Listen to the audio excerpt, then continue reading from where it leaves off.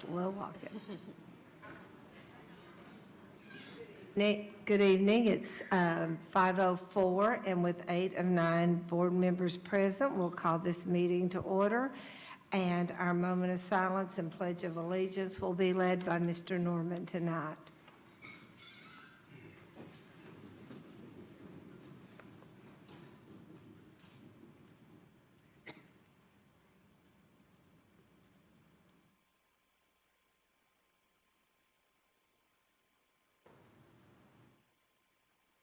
Thank you. Face the flag.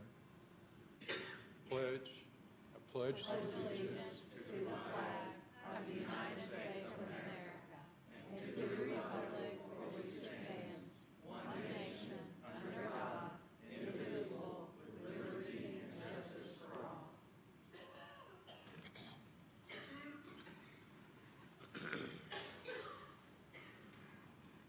Okay, before our announcements, I want to recognize the elected officials here, and I hope I haven't missed anybody. If I have, please just let me know. First of all, Chairman of Commission, Randy Smith, Commissioner Dave Wright, Commissioner Evelyn Gill, City Council, Stephanie Welch, and Trustee Ed Schaus. Are there any officials that I have overlooked? Okay. We're excited to have both of our school board student representatives here with us tonight, our representative for the 2018-2019. We will be recognizing Kinley at our regular session meeting on Wednesday, but we are glad to see Hannah Self of Hardin Valley Academy as she sits with Kinley tonight and learns a little bit about her job responsibilities that she will take over and officially start in July. So the other announcement that I have is an item regarding Project Grad to be possibly added on the County Commission's June agenda. It will be announced at their meeting, and at that time they will take a vote to add it to their agenda in June. Mr. Dupler? Would you like to add anything else? Thank you, Madam Chair. I can state that our office, the Law Director's Office, is working in conjunction with Knox County Procurement, the Mayor's Office, and the Commission's Office to prepare an MOU. I don't have any details to share on that, but I can say that, along with what you're stating, that there is an item to be added, that there is some substance to that. But I mean, we won't know for sure or any details until it comes out on the Commission's agenda, and then they discuss it at their meeting. Okay, thank you very much. Are there any other changes to the agenda? I just have a question in regards to the Project Grad. If it's on the Knox County's agenda and they voted, does it have to come back to us then, or would that be a done deal, or would it be dependent on Mr. Duke? Yeah. Thank you, Madam Chair. Ms. Deathridge, it's my understanding that that the county, through the Commission, is working on an MOU directly with Project Grad and the Great Schools Partnership. So the answer would be no, if that indeed is what takes place. Okay, because I know that Project Grad years ends on the end of June, and so they'll need to decide whether to let people go, and I didn't know if it had to come back to us in order to, but if it doesn't, then that won't be a problem. Okay, thank you. Okay, thank you for that question. Are there any, I don't see any lights on, so I need a motion and a second to approve the agenda as it is. Motion made by Ms. Roundtree, seconded by Mr. Norman. All in favor say aye. Aye. Aye. All opposed? Motion carries. Next is the superintendent's report. Superintendent Thomas. Thank you, Madam Chair and members of the board. Just a few brief updates since we last met. Following personnel appointments have been made since our last meeting. Deborah Adarante, currently interim principal of Farragut Mediate, has been appointed principal. Megan Odell, principal of Shannondale Elementary, has been appointed principal of Bricky McLeod Elementary. Christopher Deal, assistant principal at Dogwood Elementary, has been appointed principal of Lonsdale Elementary. Dexter Murphy, former principal at Green Magnet Academy, has been appointed principal of Maynard Elementary School. Dr. John Bartlett, principal at Bearden High School, has been appointed as supervisor in the Secondary Education Department. The Tennessee Educator Fellowship, an initiative of the State Collaboration on Reforming Education, or SCORE, is a year-long program that equips educators to advocate for their students and their profession as they continue teaching. 38 educators from across the state were chosen, including 3 of our own. Mavis Clark Foster teaches 5th grade English, Language Arts, and Science at Green Magnet Academy. Ms. Foster's been teaching for 16 years. Caitlin Nowell teaches 7th grade English Language Arts at South Door Middle School. Mrs. Nowell has been teaching for 6 years. Yolanda Parker Williams teaches 5th grade math at Carnes Elementary School. Ms. Williams has been teaching for 18 years. Congratulations to these outstanding educators. They'll do a great job of representing Knox County schools. The groundbreaking events for the 2 new middle schools have been scheduled with the county. They are as follows. Gibbs, July 10 at 10 a.m. Hardin Valley, July 10 at 2 p.m. So both ribbon cuttings will be on July 10. Jared Mueller from Cedar Bluff Middle participated in the finals of the National Spelling Bee on May 31st, which aired on ESPN2 and ESPN. So congratulations to Jared. I'd like to brag on our graduates just a second. Of course, we finished graduations a few weeks ago, and we had 4,041 graduates. There'll probably still be a few this summer, but 4,041. So 94 students enlisted in the military. 4 students actually got military academy appointments. This class was awarded $158.6 million in scholarship money. So just tremendous. I think last year was around 31, I believe, million. So an increase over last year. The total number of AP courses taken, 2,613. Total industry certifications, 288. And the total number of dual credits and dual enrollment courses, 1,469. So our seniors accomplished quite a bit this past year, so we're looking for bigger and better things from the class of 2019, but congratulations to our seniors who left us a few weeks ago. We wish them the best. Madam Chair, that concludes my report. Okay, thank you. Any questions for Superintendent Thomas regarding his report, or dates, or times? Ms. Coakley?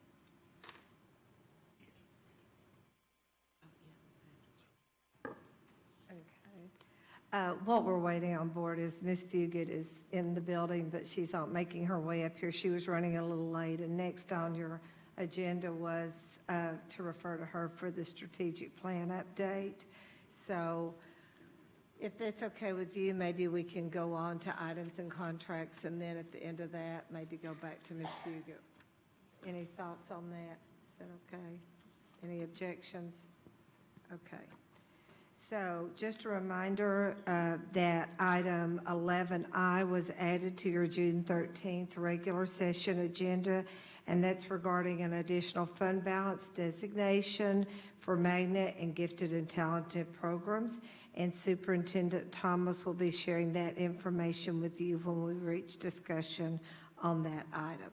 So we'll move into items and contracts and look at D71, 72, and 73. Any discussion on those items? Okay.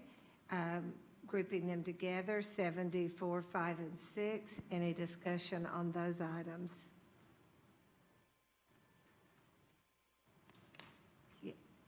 Yes, Ms. Horn. I just have a question on the East Tennessee Children's Hospital training volunteers. Will that be for all schools?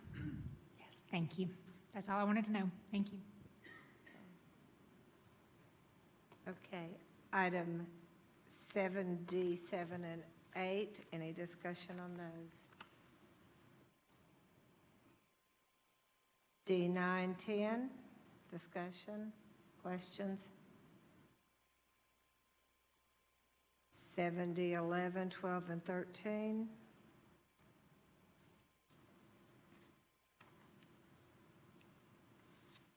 Items 14 and 15. Items 16 and 17. Discussion. Discussion on 18 and 19. Discussion on 19, 20, or 21. Okay, items for discussion on 22 or 23.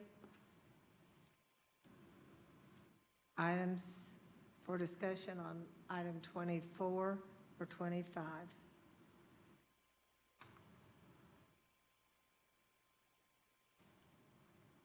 Okay. Moving along then, we'll go on in at the advice of counsel of the law director into board policies, and we'll look at item 8A, approve first reading of Knox County Board Policy B-180. So is there any discussion on this item? Ms. Horn? Thank you, Madam Chair. We've received some emails on this item, so in thinking through this, I think that changing from 5 to 3 minutes is the right move, and I know some have questioned the maximum amount of 1 hour being, but with that being a question, I think whether it's 1 hour or 2 hours, I think we need to limit the time simply because I think that when public forum goes on and on as it can, and that's even though it's a rare occurrence, I think the problem is that this is our meeting, and when we don't have time to discuss what's on our agenda, that's problematic. And so I definitely don't want to limit people having the ability to speak, but I think we need to make sure we protect our meeting time because I feel like it's impacting the ability for this board to have good conversation. So I think moving from 5 to 3 minutes, you can still get your point across in 3 minutes. And so I'd just be interested to hear what other board members think. Okay. And I will say that a lot of this, I probably should go back and give a little bit of history there, was being discussed prior to that April meeting. We just had not had a board policy meeting, so it wasn't related to the length of the April meeting. It was related to a breakout session that was attended at the National School Board Association about how other boards deal with public forum and whether they have public forum or don't have public forum, whether they have it for both meetings or only one meeting, and also different ways that they address that. And so this was what a board in Alaska, and they actually only allow 30 minutes. So for those of you that were not in policy review meeting, I believe it was Mr. Norman that was not comfortable with just 30 minutes. So he asked that we look at an hour, and that's how the proposal came to you all tonight. But it was from the National School Board Association meeting that we attended. So Ms. Hill, I think I have you down next. Thank you, Madam Chair. I was not able to attend the policy review meeting, so I missed out on this discussion that several of you had. I am not real comfortable with the 3-minute limit or the 1 hour total limit.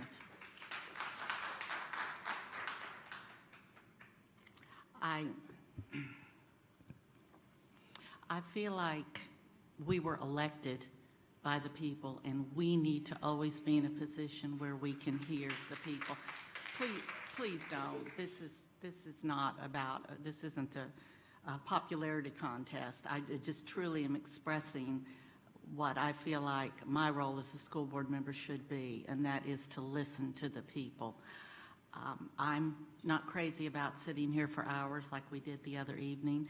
That's an extremely rare occurrence, extremely rare.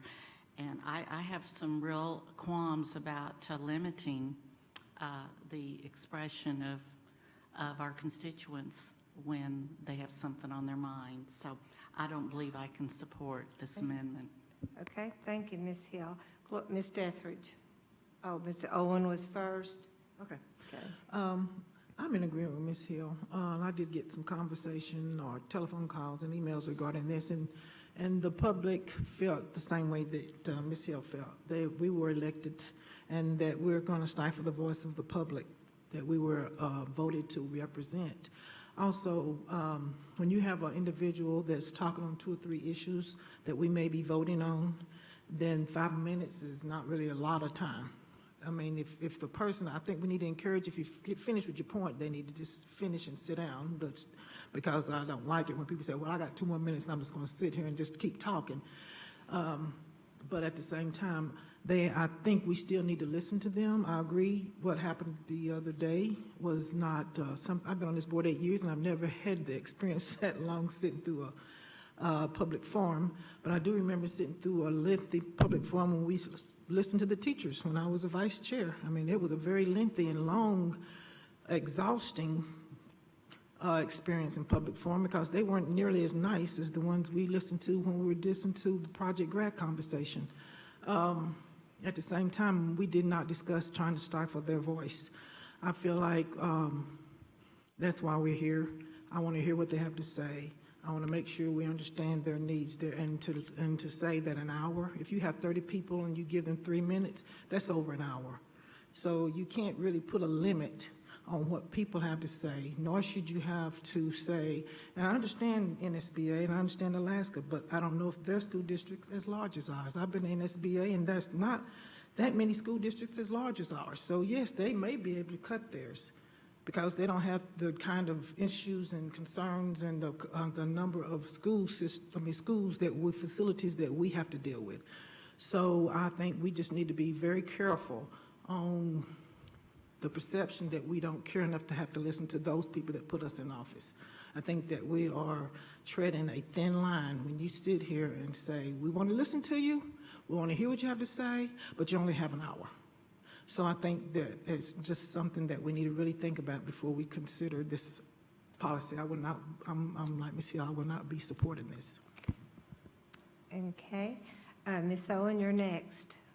I think one of the problems that we have, one of the issues that we have, is that we haven't thoroughly advertised when we have public meetings. We haven't made sure that people attend those public meetings, or that they know the purpose of those meetings, or that they know that there can be dialogue at those meetings and that we can't have dialogue here. So they feel like they can come here and ask a question because we haven't made that very clear. And they don't realize that they can come to other meetings that we have in the public to ask those questions and get answers. So I think a huge problem that has caused this problem is a lack of communication and a lack of explaining what kinds of meetings can have what kinds of dialogue and what kinds of conversation. So I think if we could solve our communication problem with the public, that would solve a lot of the problem of extensive meetings.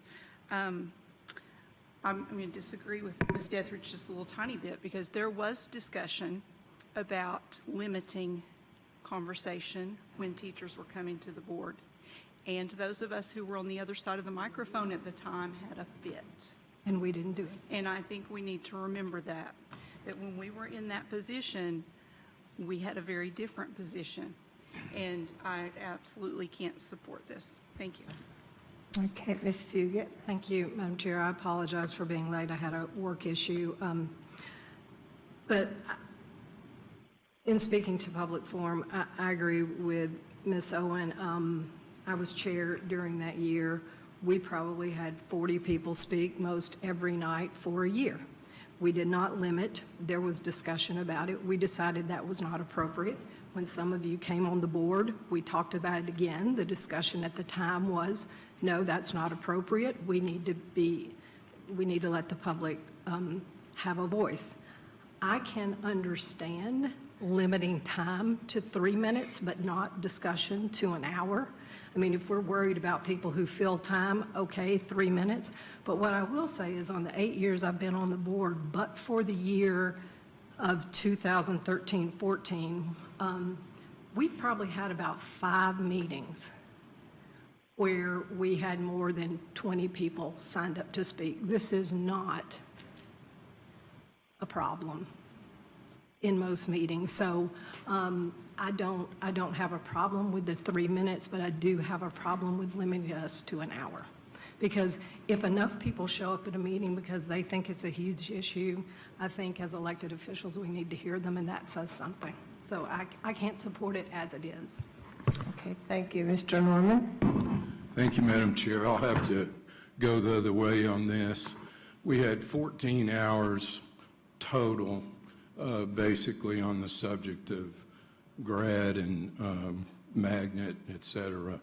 And I just, there's actually no way for me, I don't know how well the other board members can absorb the kind of things that took place, but after 15 or 20 people talking about the same issue and fundamentally in the same way, everything else after that is just sort of goes into a blur. And so I think there's also plenty of opportunity for the public to reach me. They know my phone number, they know my email address, and I think that's an adequate way, and I think that that public forum as it exists, when we have issues that are as argumentative as the last ones, it just becomes a mess. And so I'm gonna be in favor of a shorter meeting and a shorter time. I think that you certainly can make your point in 3 minutes. Thank you. Okay, Ms. Horn? Thank you. Like I said earlier, I don't want to limit what input we get. That's not why I think we need to adjust this. I think you can say a lot in 3 minutes, and I would like to see us change it to 3 minutes. And whether we limit the overall time or not, I'm open to either way. My concern is, again, making sure that our board has time to talk about the business we need to discuss. And I'm not sure if the public realizes that, like before we had that April meeting, we had not, as a board, talked about the budget. So we had large issues that we needed to discuss that we had not had the opportunity to do. And so when we're hearing, and a lot of times we're hearing the same message over and over and over again, which obviously people care about those issues and need to have that time to be able to state that. But I'm concerned about just the rare occurrence when we do have something that needs more of our attention, that we're not giving it our due diligence in discussing it as we should because of that. So that's my concern, is making sure we have time to talk about it as a board. And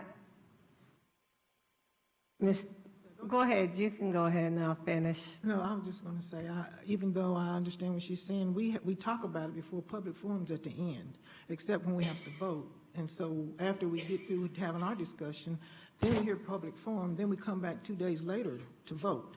So I think we have time to listen, digest, have conversation, and make an intelligent decision on what we want to do. So I don't know how that stifles us from conversation. Okay, Ms. Roundtree. Thank you, Madam Chair.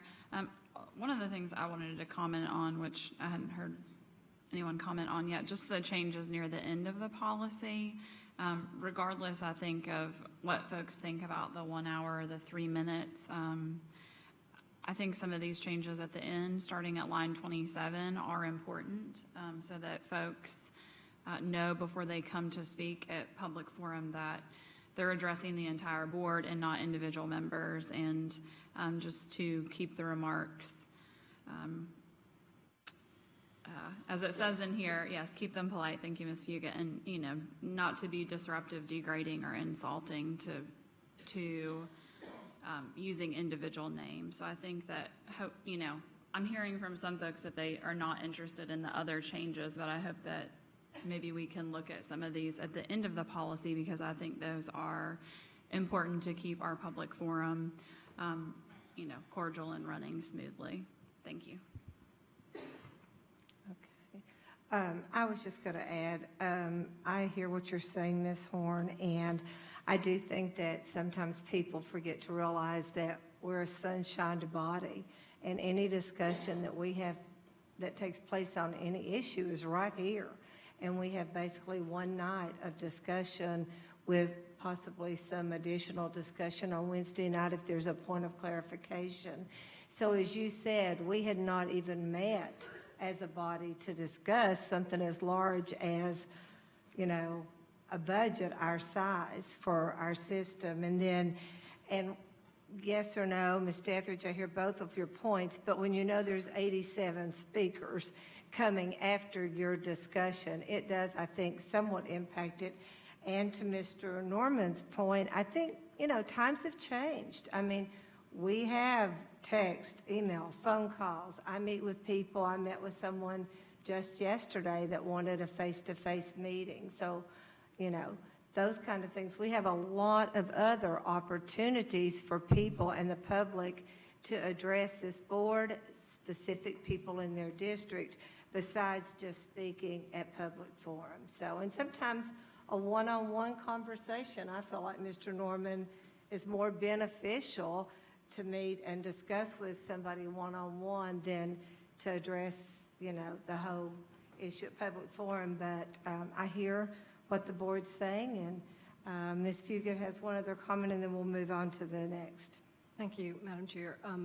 I agree with you. However, those forms of communication have existed for the 8 years that I've been on the board. Right.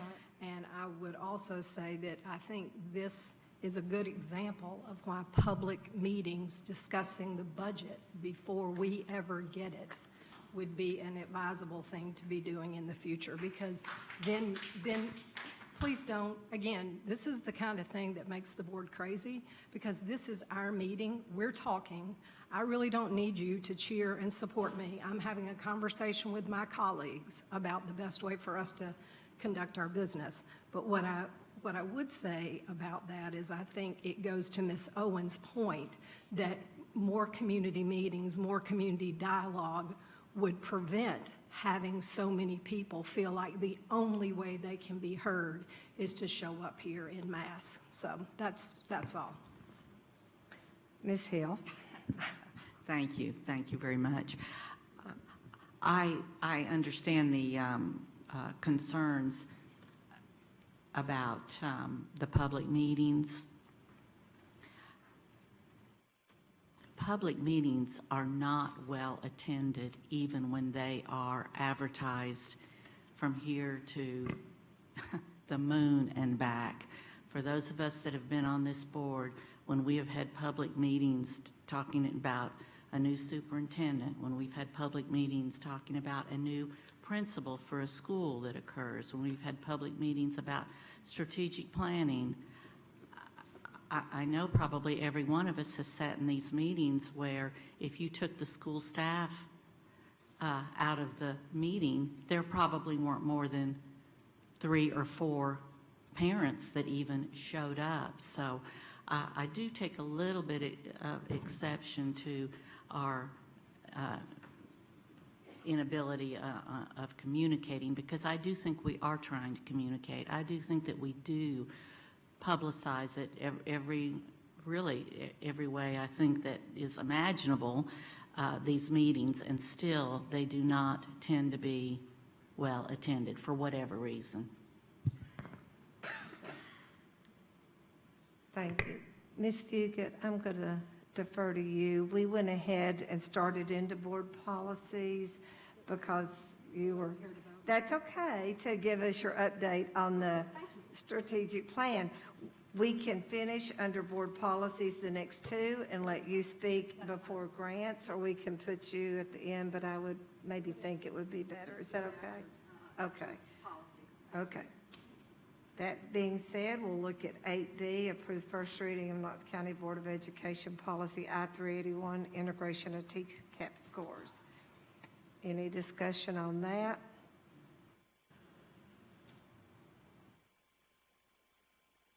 Okay. Mr. McMillan. Just one question. I know that includes the end-of-course tests at the high school level. Did we have that many problems with those? It was my understanding that we had the problems with the other tests. Would that be you, Ms. Hickman? We had problems, thank you, Madam Chairperson. Okay. We had problems with tests of all grade levels. Okay. Some more pronounced than others, but we did have problems at all grade levels. But they were less at the high school. Is that a fair assessment? Yes, I think we can Okay. say that very fairly. All right, thank you. Okay. 8C, approve first reading of Knox County Board of Education Policy J191, misbehaviors and disciplinary options, as amended. Discussion. Mr. Norman. Thank you, Madam Chair. At the last policy meeting, we talked about 191 quite a bit. The theme, and I think have they received the changes yet, Gary? We did receive Okay. the change. So I propose changes that you've received. The theme of all those changes is probably something like, it's my attempt to make the process of discipline less restrictive in terms of the primary responsibility for all discipline matters is the principal. And so even in the light of restorative practice and so on, I do not want principals to be encumbered with language that I think that could restrict them. So there's times when certain things should happen, and if we're too prescriptive about process and steps, I think that could be a problem in terms of the environment and culture that we're trying to promote in our schools. And so that's basically the theme. The theme is to provide the principals with the flexibility that they need to make any kind of decision that they think is best for their school. Okay. Thank you. Any other discussion on that? Ms. Roundtree? Oh, I'm sorry, Ms. Dethridge. Then we'll go to Ms. Roundtree. Oh, excuse me. Oh, I have no problem with what Mr. Norman was saying. I just wondered if Ms. Massey, if the group or the committee has had a chance to look at any of these changes and agree with these, or have no problem with these? Ms. Massey, do you want to address Ms. Dethridge's question? Thank you, Madam Chair. I actually received and reviewed with Mr. Dupler the information. I have not shared it with any of our committee members because I didn't get it till today, but yeah.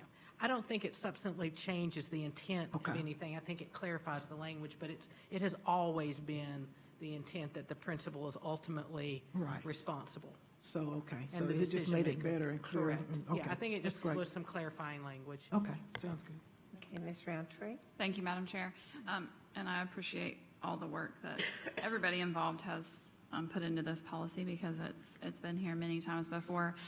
My only comment on this would be, and suggestion to the board is, in the past, we have waived our board policy of having a second reading of a policy because I think thinking about our administrative staff, for folks that don't know, are working year-round, and I don't want to put our principals in a position of having to make substantial changes to their handbooks and their information that they're providing to their staff and the parents when we don't meet in July until a month from now. I'm trying to pull up what the date is, but my calendar is frozen.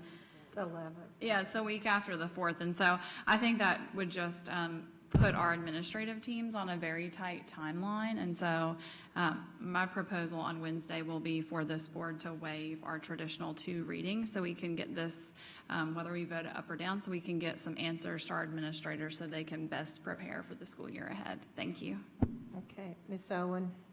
I have a question for Mr. Dupler. On the first page of the policy, the revised revisions, in line 25, it says school staff should use the levels suggested for each behavior. And the page after that, in line 2, it says principals and school faculty shall use these guidelines. Are we saying that the guidelines as a whole shall be used, must be used, but the levels that are suggested should be used? Mr. Dupler. Thank you, Madam Chair. Ms. Owen. Yes, Ms. Owen, I mean, your interpretation is correct. I mean, you know, the line 2 on page 2 refers to the guidelines in its entirety. So the board is saying with these guidelines that these are the guidelines to be used, not to be using some other set of guidelines from some other district or something like that. Whereas on page 1, it's specifically talking about the individual levels. I'd just like to say that I hope we can make that very clear for our principals. Thank you. Okay. And I will just say, Ms. Roundtree, that I would support that. I think, though, if somebody can help me out at the board policy review meeting, is that correct, Ms. Massey? A lot of those handbooks have already been printed, or will this help? I mean, I'm all for Ms. Roundtree's suggestion, but what about the handbooks? Thank you, Madam Chair. Yes, there are some schools that have sent theirs to press, and they know they will do an addendum. Many are holding, waiting to see what happens on Wednesday. Thank you. I just remembered that discussion at policy review regarding the timeline on when those go to press. So, but I can support what Ms. Roundtree said as well. She wants to bring that forward as a motion. Okay, any other questions or discussion on 8C? If not, then we will jump back to Ms. Fugit and her updating us on the strategic plan. Yes, I apologize again for being late. So what Ms. Coatney is going to pass out to each of you is a hard copy of the draft plan. Our thought is to give the board a week to look at it. So if by this weekend you can send any questions or that you have to Clifford, Terry, and me, that would be helpful so that we can try to answer some of those. This has been written based on the input that we got. It was written by the staff under Clifford's direction, taking all that information. What you will notice,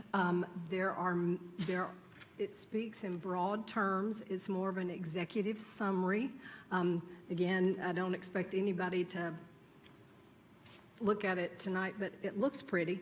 It is, the infographics are nice and it looks very user-friendly. What is not there are definite metrics that we will then use, which are still being worked on. We will have to put some metrics in this large document so the community can hold us accountable, but more detailed metrics will be in the individual staff work plans that will be come underneath this, that will be the superintendent's responsibility to make sure everybody executes. But am I making that somewhat clear? If you could have the feedback by Sunday night, because what we would like to, really, preferably by Friday afternoon, but this is Monday, so, you know, if you've got questions, if you could look at it through the week and you have questions, it'd be better to ask them this week while staff is around so that we're not bothering them on the weekends to get answers. The whole purpose of that is so that we can publish it Monday or Tuesday next week on our website so the community can see it and have some feedback before we vote in July to adopt it. Because I don't want the community to be surprised by our strategic plan. So that's sort of the timeline, but the board should look at it first to see if you're okay with what's been drafted. If you're okay with what's been drafted, then we will present that for the community to look at and be prepared to vote on this high-level strategic plan piece in July, and then the work plans will flow under it. Okay, thank you, Ms. Fugit. Mr. Norman, did you have a question for Ms. Fugit or a comment? No, just a general comment and maybe a question. I don't know who would answer it. I don't think, Mr. Roswick's not here tonight, right? Dr. Roswick's not Okay. here. Well, anyway, and this is to whoever wants to take it up. I know that just scanning through this, our goal one, of course, and as it should be, academic excellence. Our focus should be on academics, academic achievement. My question regards ACT and probably the desire, or just a question about, do we have or have we had at any time discussion or work on using ACT goals or objectives for our system as a whole? Now, I know that breaks down at the school level, but I'm just curious about that, and that's probably more of a question for Roswick or for his staff. I don't know. Ms. Hickman? Yes, thank you, Madam Chair. What I can tell you is that every high school has a 4-year ACT plan. You probably already know that. But in addition, the way our standards are written for all our core curriculum in often cases match up exactly with ACT goals and objectives and questions that are going to be answered. So if a teacher does teach the standards per the class as they are written, they are also at the same time teaching ACT objectives and goals that the kids should know. Okay, and thanks, Cheryl. And I think you were in a meeting that we had with one of the representatives from ACT and had a big, had a large room and several people in on that. I was just always curious from the schools, from the system standpoint, do we use all of the available resources that ACT provides, because there is so much online in all these places, and I was just curious that do we have a a substantial effort at that? Ms. Hickman? Yes, I can answer that question. First of all, there are a lot of supporting products that we can use that help us get to the ACT goals and objectives. We use A+, we use all kinds of other things that are ACT compatible. But this year, we attempted to use the ACT to work with our 9th graders. And we worked with the representative that you were talking about, and for whatever reason, we were not able to make that happen. Supposedly, that's going to go into place next fall. We weren't real sure if it's because we had such a large order or what the deal was, but that was not, it didn't happen as we would have liked for it to. So we're working hard to put that in place for next year. Okay. As you know, years in past, we have used the ACT Explore test, which was a real good indicator of what our students might make on the ACT in future years. That test has gone away, another has taken its place. And what we find now is that the one that has taken its place doesn't give us quite the information the Explore test did. But John Beckett is here, and he can give us more information about that if you would like to hear more from him. That's okay. I think most people know where I'm heading with this, and that is, I think that the system is somewhat negligent about progress for our students as a whole in terms of ACT. And by that I mean, unless we have goals, unless we have a goal as maybe something like the, the cumulative, the comprehensive ACT score, composite ACT score, which is, it's hovered around 21 to 22 for what, 10 years, we've been at decades? like 20.6 or 20, something. okay, whatever it is. So we don't, but our system doesn't have a stated goal to reach something. And so that's what I'm looking for and trying to encourage within the system. Well, you will be glad to know that this past year, each high school principal was asked to include an ACT goal in their principal's performance plan. As principal supervisors, we have followed up with that to see where they are as far as meeting that goal. So that should appear in future principal performance contracts, the ACT goal, as one of those things where the principals are really working to improve that metric. Okay, very good. And I hope that we can combine that to have a system-wide goal that we could reach for also. Thank you. Okay. Thank you.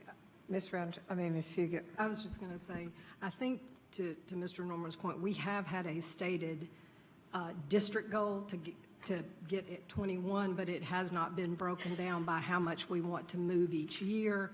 We haven't looked at, well, if we're at 20.3, next year we want to be at 20.4, and so that's my hope that with these deeper work plans that then we see, but I agree with you, and just saying that we've got to fine tune that, and I'm very pleased to hear that that's in the principal's performance review, because that's the only way it's going to really help track and incentivize folks.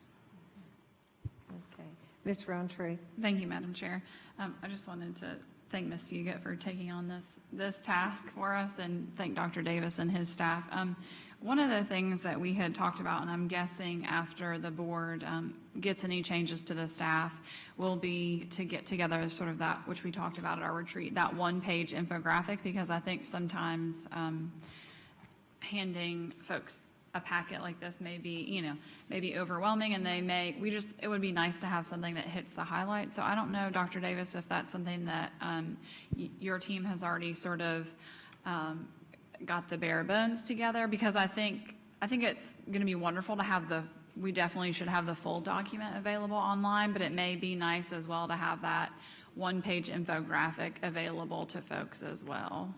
Yes, that is correct. In my communication with Ms. Fugit, one of the things that we agreed on was that we would have a shortened version. So the smaller version will be 1 to 2 pages at most. So that's included as a part of our timeline for providing this back to the board for your review and approval at the July board meeting. Thank you. Okay. Ms. Horn. Yes, thank you all for all the work that you've done on this. And back to Mr. Norman's point about including, possibly including some of those, not, obviously there's work papers that are going to, but I think that I agree that we do need to add in, and you can, if it's only a 3-year plan, you can have a year 1 goal, year 2, year 3, same with proficiency.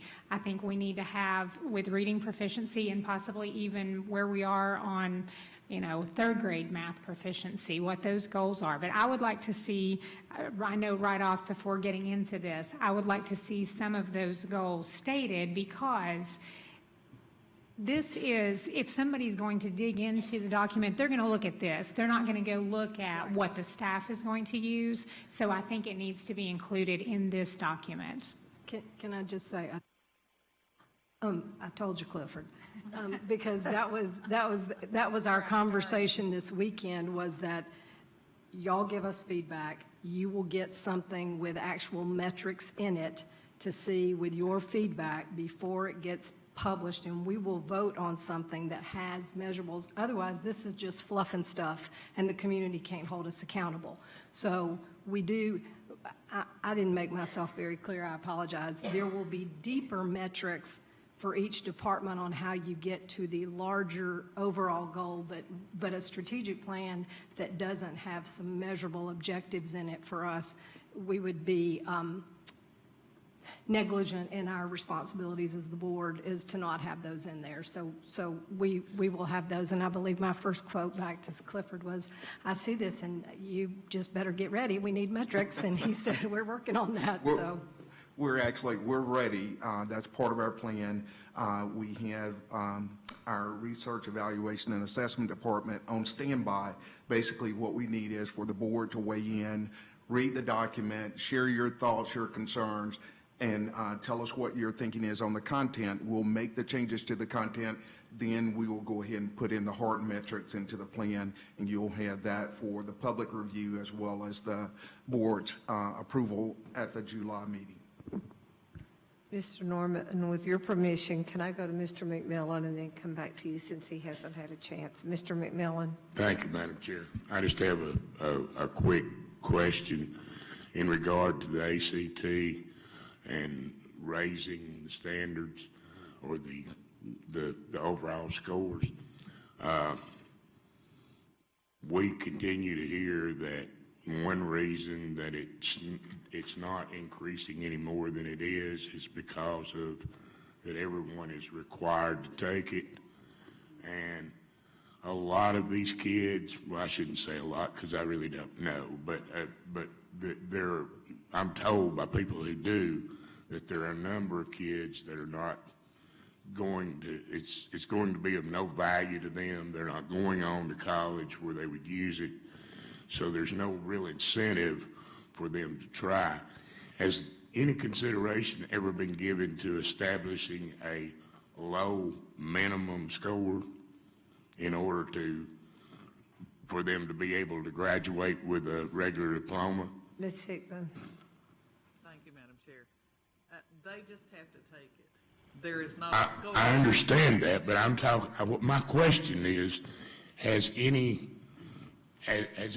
ever discussed, to avoid that type of situation, establishing a low minimum that you must make a certain number in order to receive a high school diploma?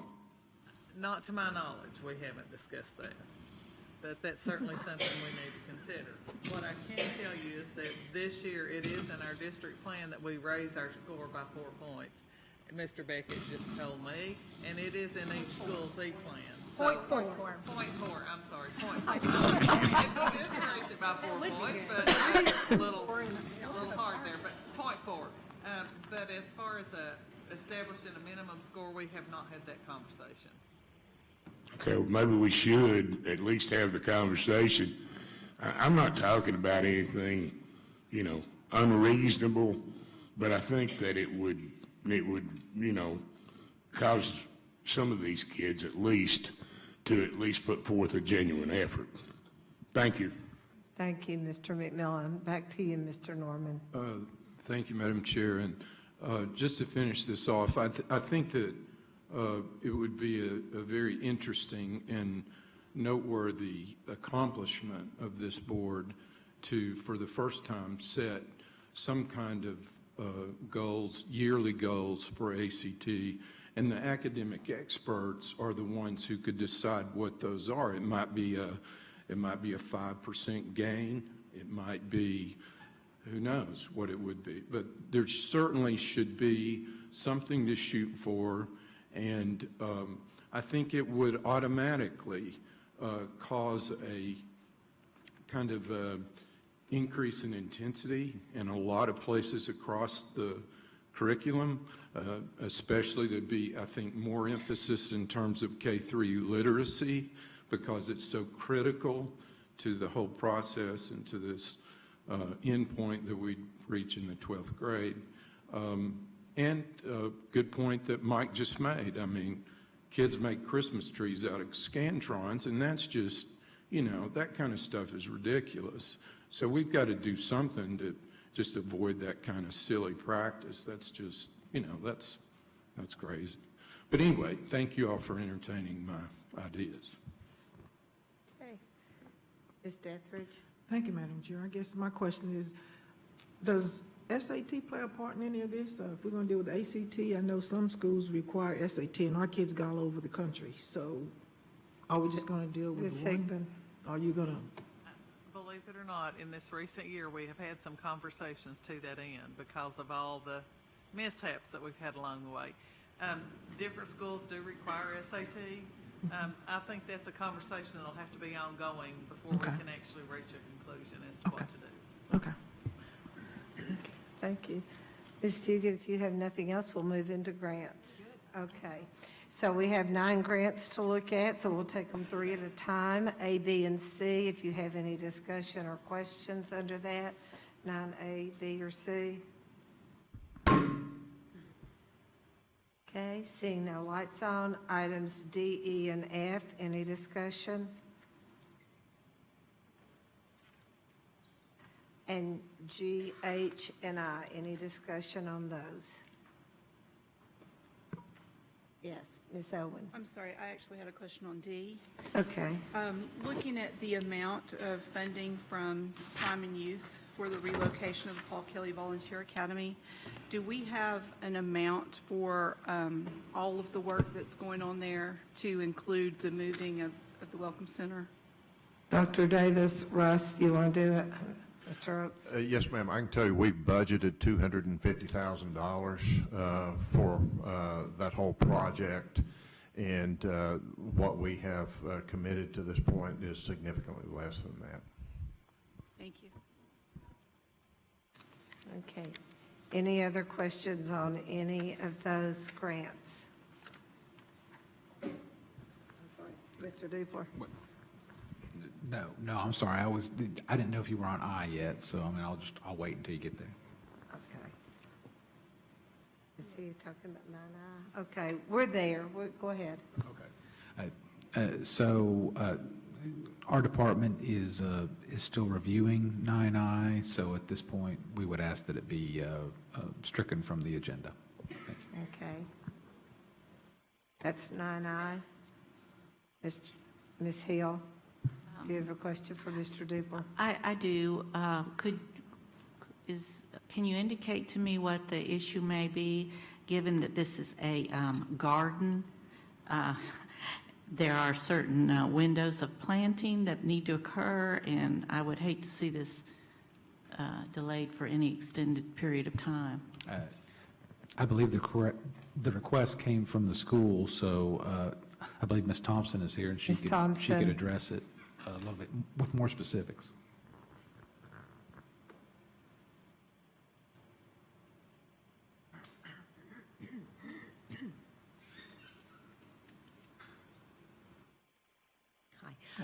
So actually, this item needs to be removed because they ended up not applying for the grant. They submitted the request thinking that the grant was going to be applied for, and they ended up not applying for the grant. So, thank you. Thanks for clarifying that, Ms. Thompson. Okay. Ms. Hill, did you have any other comments? That's okay. I just wanted to make sure before we moved on, because your light was on. Okay, moving into the contracts, we have two. Is there any discussion about either one of these contracts? Okay, then we'll move into the regular agenda items for Wednesday night, 11A. Any discussion or comments on that item? Okay, 11B. Ms. Hill.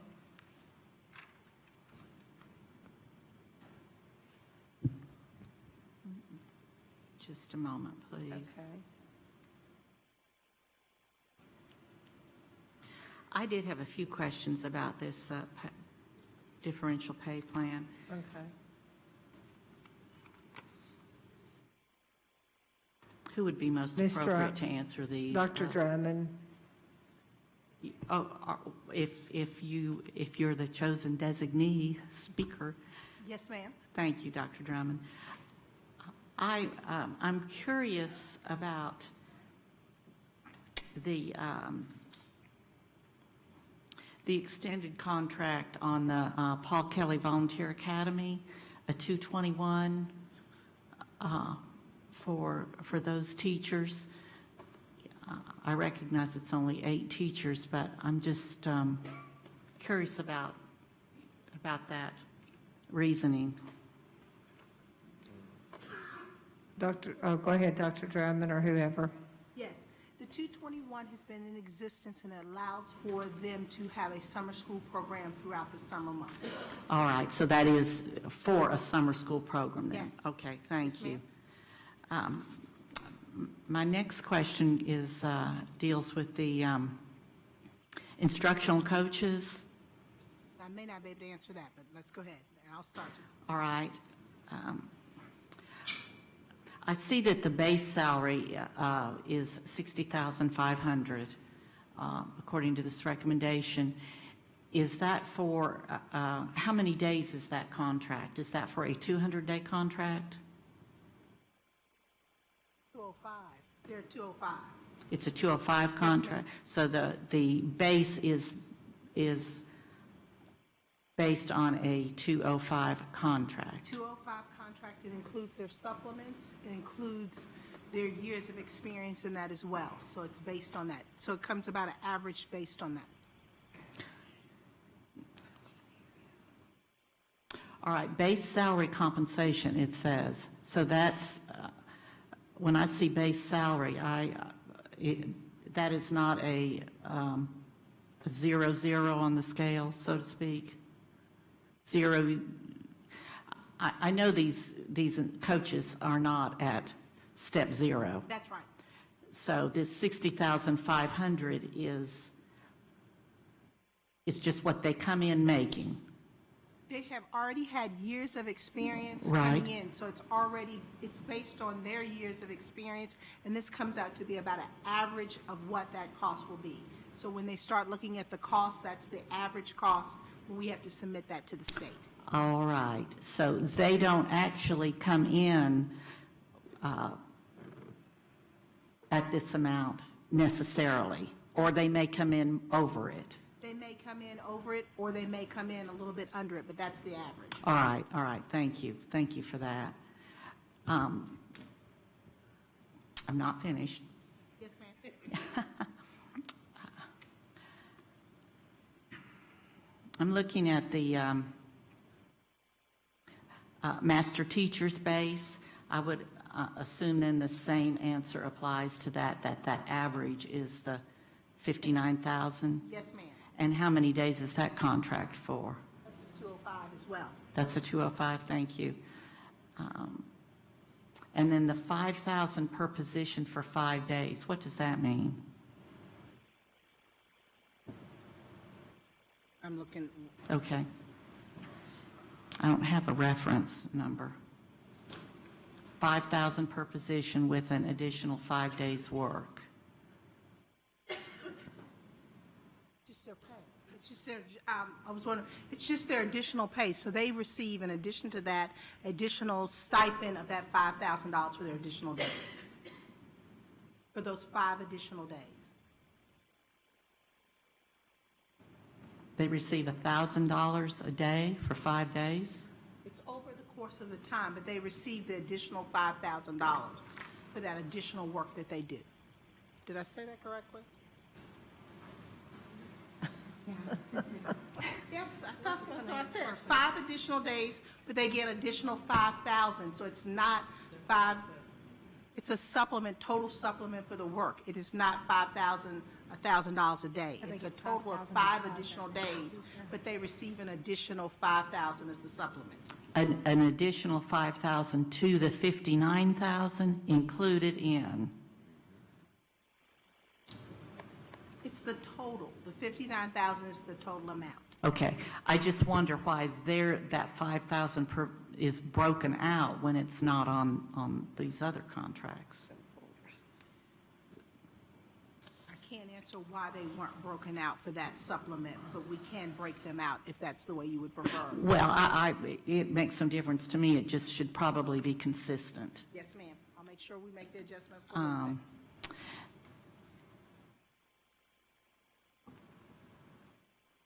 Would you explain the difference to me between master teacher and a lead teacher? And I cannot do that, but I'm going to ask who will do that. Ms. Hickman, are you going to take that one? Okay. Thank you, Madam Chair. A master teacher provides more coaching and modeling for the teachers than a lead teacher does. A lead teacher does evaluations and has the post-conference and all the follow-up. A master teacher is more in line of a coach as far as coaching for the instructional content and the teaching strategies and those kinds of things. We actually came up with that title, master teacher, when we had the TAP program. Right. And there's where we got the training and the knowledge to know exactly what a master teacher was and how to use them in our schools. And some of the schools have just hung on to that terminology for those teachers because they really valued that coaching that they would do with the teachers that they were over. Master teachers typically do not carry a full teaching schedule, is that correct? Depends on the school. At some schools, they release them 1 period a day. At other schools, they can't afford to release them all the time, so it depends on the school. It varies. All right, and then lead teachers, they typically do have a full schedule? Lead- Teaching schedule? Lead teachers typically have a full schedule, but they are given some release time to do the evaluations. So we provide subs or whatever we need to so that they can do their evaluations. Okay. One of the things that I have heard consistently since I have been on the board, I've heard it from the teacher advisory group and some other groups, is the additional workload that our SPED teachers have, and recognizing that we are burning them out at a fast pace because of the paperwork involved. And I know that, I think Dr. Russell was the one that actually had the meetings. I went to one of them actually asking teachers their opinion on this, and that came up again. And I noticed that it wasn't addressed. Is this just all about the money? Would you know, as far as not being able to? I know the person who would know, Miss Nancy. Ms. Vassy. Thank you, Madam Chair. It was overwhelming at all of the teacher representative meetings. That was one of the number one requests. People do recognize the special education teachers, but we do have a large number of teachers, and at this point, with the the confinement of the budget process, It's just not there. That's not there. Yeah. Okay, thank you for that. And just one more question, and I might direct this to you, Mr. Thomas. I really do not agree with the fact that after year 21 that steps stop. And I'm not suggesting that they need to continue every year from that point forward, but I think to have a 25, 26, 27-year teacher that still that is stalled in part in your career when perhaps you should be hoping to make the most amount of money is and have the most expertise is just a real disservice. I would like to know what it might cost, given the fact that we know there's less than 2,000 teachers that would even, way less than 2,000 that would reach that 25-year mark, what that might cost to add that into the steps. If we had, I'm suggesting a step at year 25 so that 21 isn't just the absolute top. We'll be glad to look at that, and I know Mr. Schneider will put some information together for us. And I know years ago, when we were working with in the interest-based bargaining and so forth, it was a move to compress the salary schedule, actually. And I do recall that also. And it was just to get, so folks could get to the top faster, because the argument was, well, gosh, I worked 30 years and don't get to the top of the salary schedule. So, but we can look at that. I mean, I certainly don't have an issue with looking at it. Thank you very much. And also discussing with the PECA. Okay, Ms. Owen. How much time is given to those classroom teachers who are serving as portfolio peer reviewers? Do they have an extra plan time? Do they have? Ms. Thompson? Would you be the one, or Ms., okay, Ms. Miller?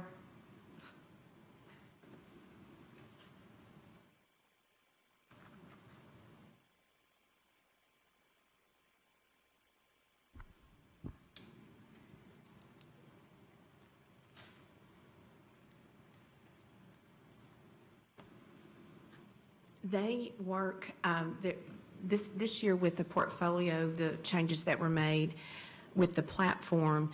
Their job was to review 40 collections, which equals the same amount as reviewing 10 teachers' portfolio. With our other platform, I don't know exactly how that was structured out, but there wasn't really a limit on it. They just kept reviewing until we got finished with the work. But the state expects them to review 40 collections Each portfolio for a teacher has 4 collections, and that equals 10 teachers. That's the requirement from the state for every district, to have a peer reviewer for every 10 teachers that you have that are completing the portfolio process. So the stipend, they are able to do this on whatever time they can work on it. If they have time during the planning time, they can, but most of them are doing this work after school or on the weekends in the short amount of time that we have to get that work completed. Okay, so they don't have additional release time like lead teachers and master teachers? No, no, ma'am, because it's a very short window of time that the portfolios are typically due on April 15th, and then within a week or so is when we start the review process, and that we're in our final week right now of doing our reviews. Are they part of the statewide review or just? Yes, they, and because it's a blind review, they don't know who they're reviewing, and so they could be reviewing teachers from our district, but it can also be any teacher across the state. Thank you. Mm-hmm. And Madam Chair, I have Yes. a couple other questions. Looking at our lead teachers and our master teachers, do we have any kind of documentation to show their actual contact hours with students? Ms. Hickman? Thank you, Madam Chair. Again, that varies from school to school. Most of them are required to keep a log of what they do when during their release hours particularly. But it does depend on what the principal requires of each of those teachers. Okay, so we have 336 lead teachers and 19 master teachers, 355 people that we aren't sure how much time they are contacting with students. So we don't know whether they are teaching a 4-period day or a 5-period day or a 1-period day or a no-period day. So let's assume that those 355 people have a completely free schedule, as some of them do. If those 355 people had 25 students, they would be serving 8,875 students. So when we're looking at 355 people and contact time with students and only looking at the dollar amounts and not at the time that they are contacting students, I don't think this is a very accurate measure of the cost to us, because it's a huge cost to our classroom size. I think we need to have a very serious look, as I've asked before, at exactly how much time. Our supervisors should know how much time people are actually contacting people in the classroom. They should know whether we have lead teachers who have 1 free period or 4 free periods, and how many of those are in each school. And it's extremely concerning to me that we don't have this information anywhere, and that we can't tell how much this really costs, because the cost of 355 people and not knowing whether it's a cost of 1 class period or 7 class periods, I don't understand how we can have that lack of knowledge of how much it really costs us. Well, Ms. Hickman can probably speak to the high school, and I cannot speak to the master teacher. You were at Dogwood, so you may know that more than I, but I had no contact as a lead teacher with children, because my job was to go in and evaluate that teacher for an hour. And my schedule looked like an hour a week out of my classroom, and that was through substitute, having a substitute come in and teach my class while I was evaluating another teacher. And usually that was a half a day. So there was some time built into working on that evaluation as well.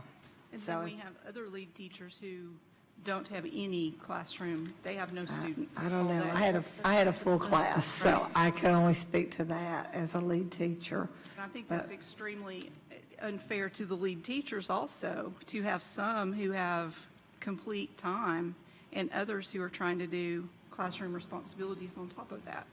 And for us to not have any idea of the time that they're actually spending, it's very irresponsible. Thank you. Okay, I think Ms. Fugit was next. Thank you, Madam Chair.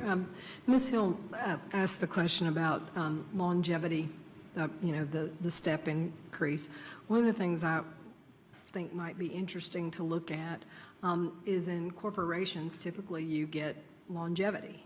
So if you're looking at not only how long they've been teaching, but if you're looking at differentiated pay, would you look at how long they've been teaching in Knox County so that you reward people who stay with the system?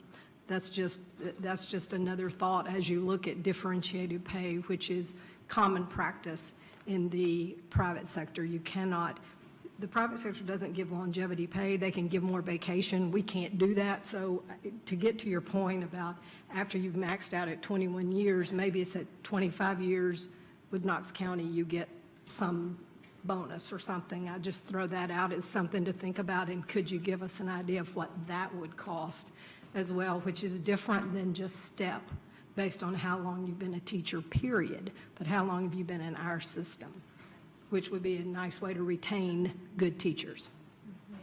Which is a huge go. Okay, so Ms. Hill, if it's okay with you, I'm going to let Ms. Dethridge go and then come back because you've already, you turned your light off. Okay. Thank Okay, you. Ms. Dethridge. Thank you, Madam Chair. I guess you answered the question about the master teacher. That's my understanding. Lead teacher. No, Me, you're the master, personally? yeah, master teacher, yes. Lead teacher, yeah. Oh, you're. Lead teacher, which Okay. is different than a master teacher. Oh, I thought you was talking about as No, master teacher, no. you only did this teachers. No. Oh, okay, I guess my question was, when she was saying there's lead teachers that don't, I've never known of a lead teacher not having anybody. Is that, Ms. Hickman, is Ms. that Hickman. possible? Thank you, Madam Chair. Most lead teachers have a full classroom load, and the only time they're out observing other teachers for evaluation purposes, a substitute covers their classroom.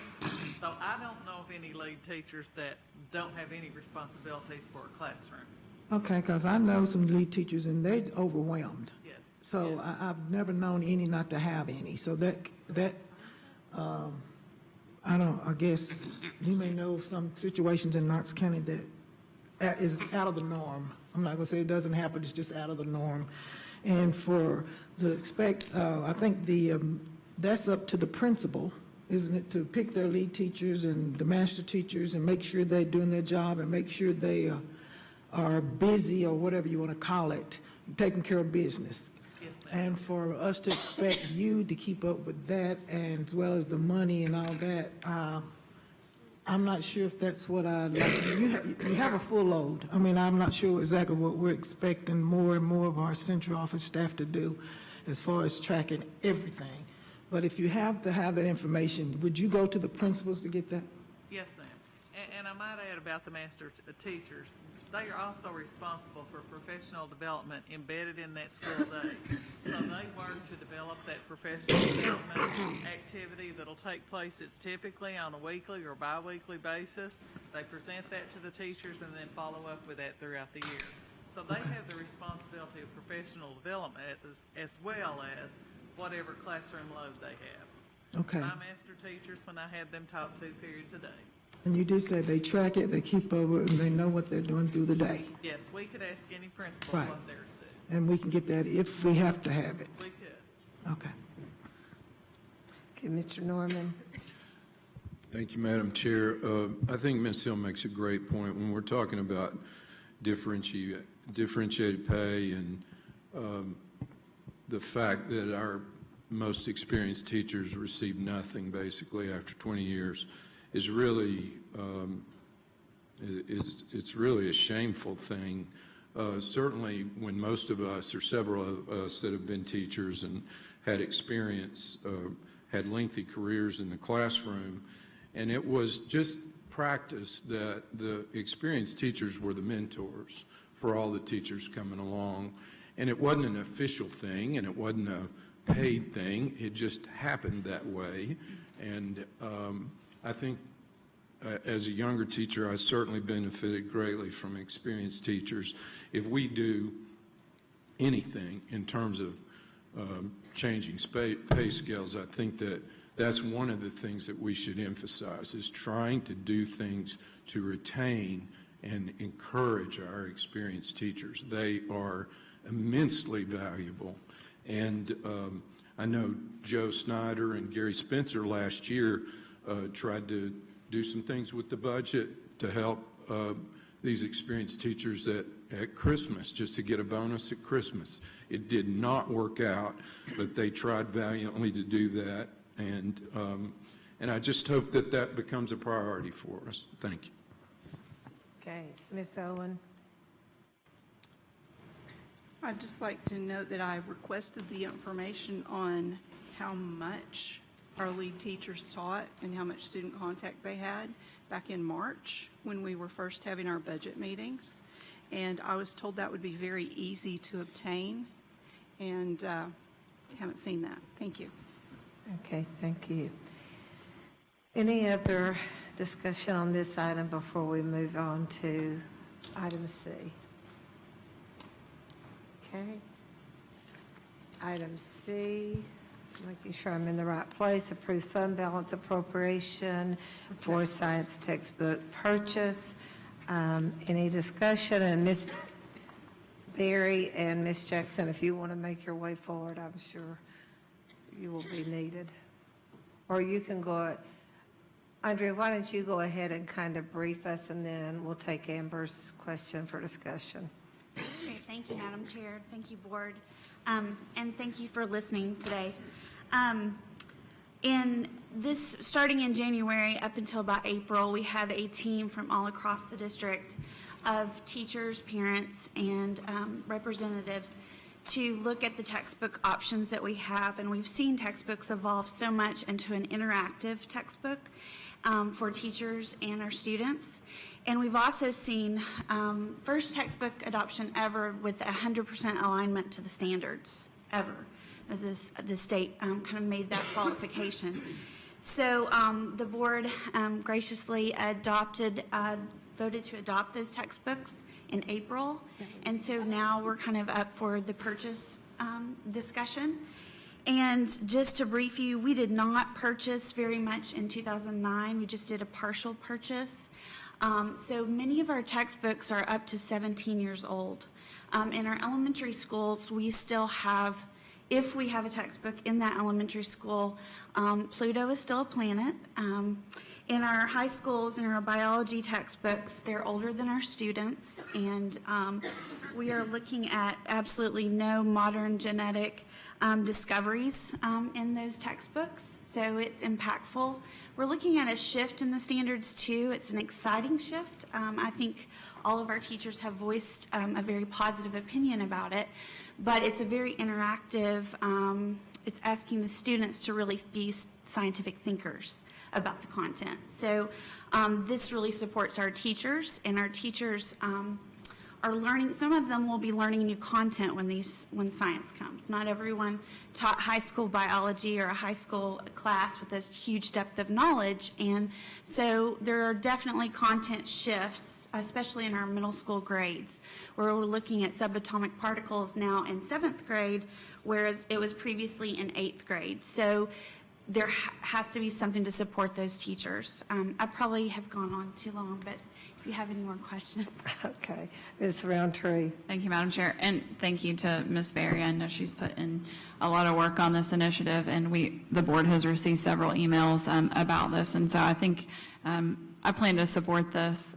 One of the things I just wanted to add as a reason is our teachers in elementary now are responsible for science as a portion. It counts toward a portion of their team evaluation, and so I think when we're looking at, as Ms. Berry said, some of those textbooks still include Pluto as a planet. I think it's really important that we provide our teaching staff with adequate resources when they're going to be held accountable for those test scores for the students they're teaching. And so I know that there's already been lots put in place to sort of help support the new standards that have been put out there, but I think that this textbook purchase will certainly benefit all of our students in Knox County schools, and I do plan to support it. I did just have a question. I don't see She's Miss. still there. No, I see Andrea, but I didn't know if Shannon was here. No, I'm getting the no.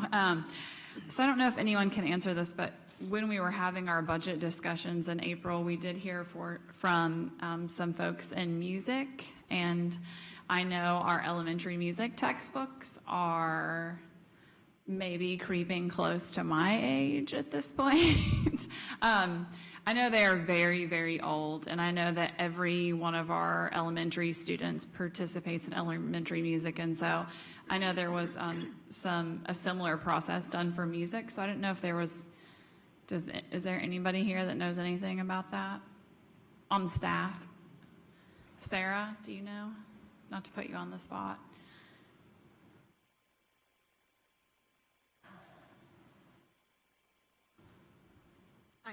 Thanks, Mr. Entry. So I don't know the answers, but I'm happy to share what I do know. The exact answers in terms of what else we will end up recommending to purchase will come out of Shannon Jackson's decision making. And in terms of textbooks, I do serve at her pleasure. So that's kind of my caveat on that. But yes, we did have several areas besides science that also adopted this year: music, fine arts, wellness. We had several different course areas in our CTE courses that adopted. We've almost always got some CTE courses going on. Theater adopted this year, and dance. So there were several different areas. Because science has this massive content area shift with its standards coming in right now, that, in my conversations with Shannon, has been why there's been so much emphasis on trying to get them taken care of. And of course, they're a core content area. But what we have tended to do in the last couple of years, when we have had some of those adoptions going on in those smaller content areas, like the last 2 years when we've had CTE courses, is we've done our best to prioritize needs out of the regular line item budget for textbooks. So in those cases, we've looked at things like a year ago, we were starting some new plumbing courses that we hadn't had before in CTE. So we made sure that we were able to buy class sets for those courses.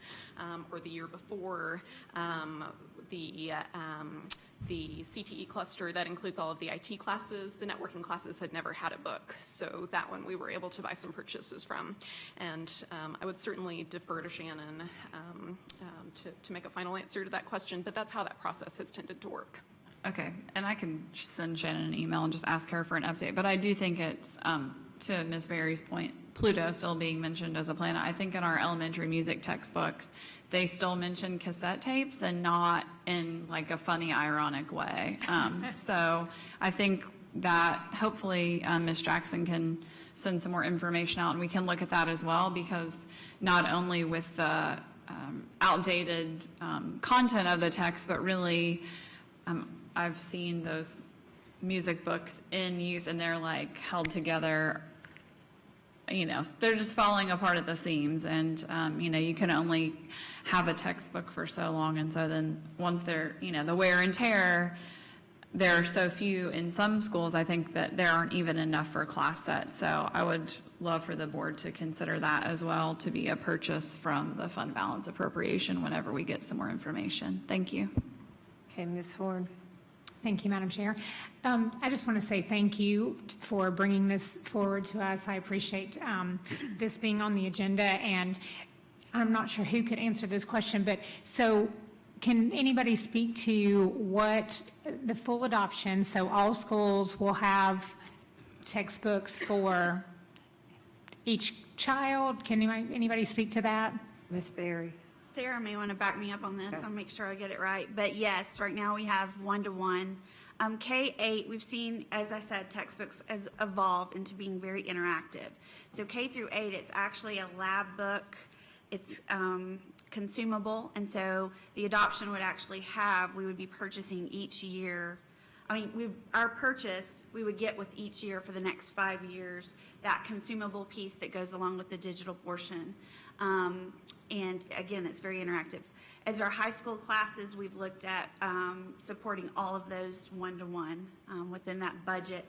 That also depends on master schedules of the schools, and kind of if there's any unexpected additions to their master schedules, then sometimes you know, we have to problem solve. Right. But yes. Okay, That's the so essentially for elementary school, this would include 5 years' worth of consumables. Is that correct? K-8, yes. K-8, okay, great. All right. And I guess the only other question I would have is what the impact to the fund balance would be.